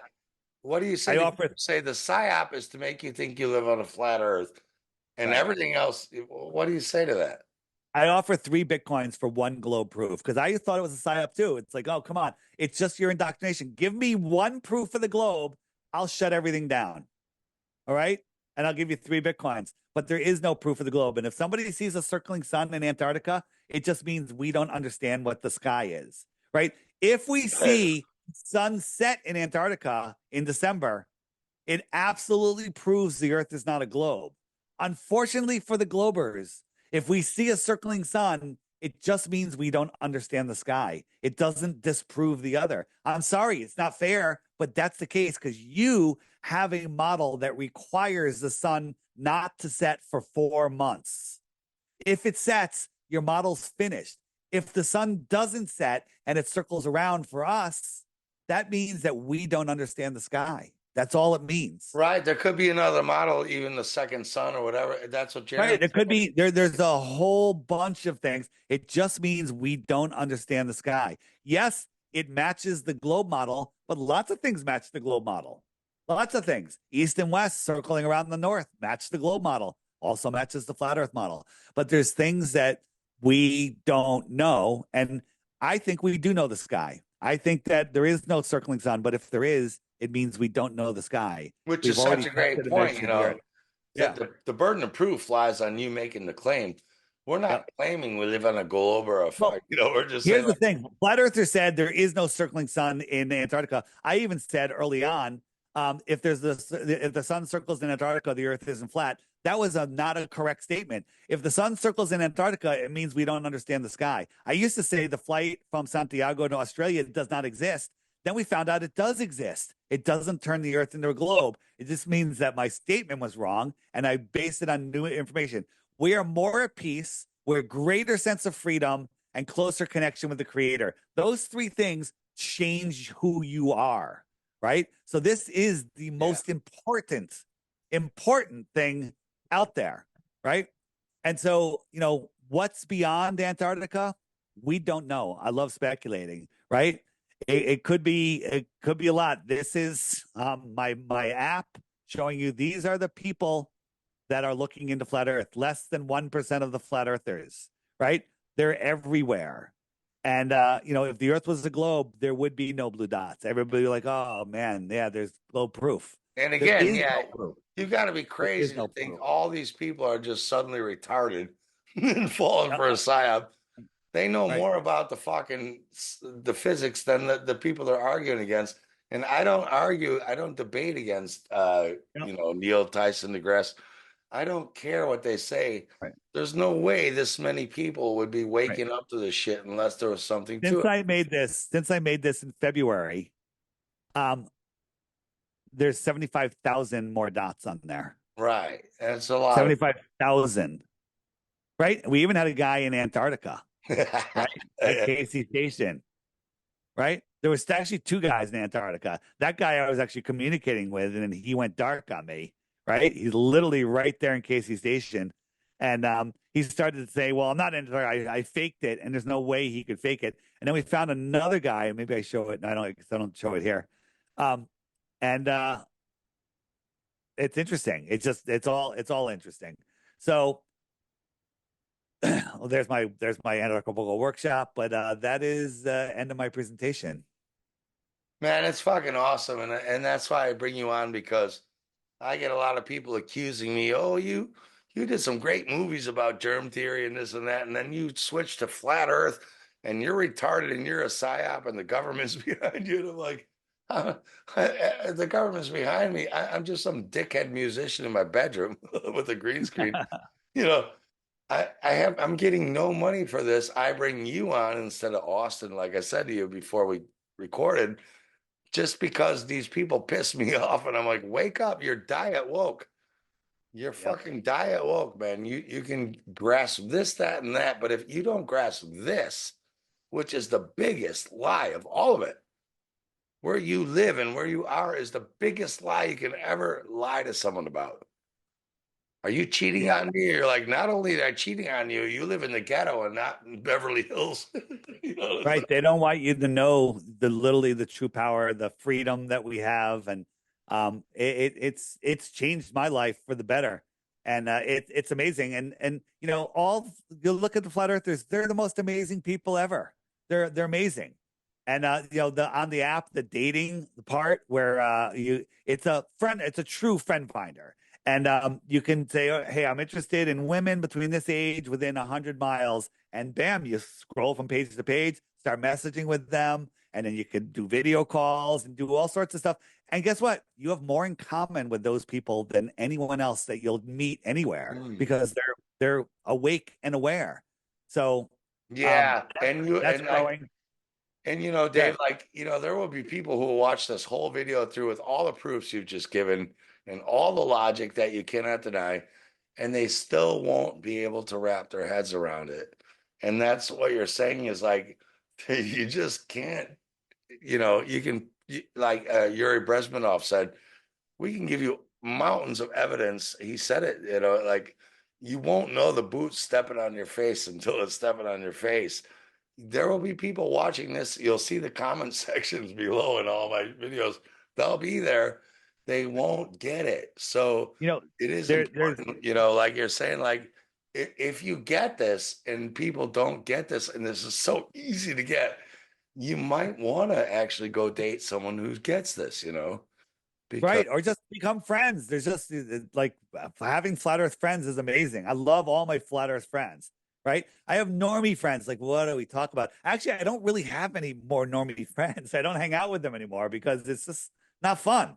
It's not fun. yeah. It's just not fun. They're not fun. The flat Earthers are Yeah. fun. And I get it too, because I get it because, you know, some people would argue on the other side, is that all you can talk about is flat earth and shit? And I get it. Like there's more to talk about than that. I get that.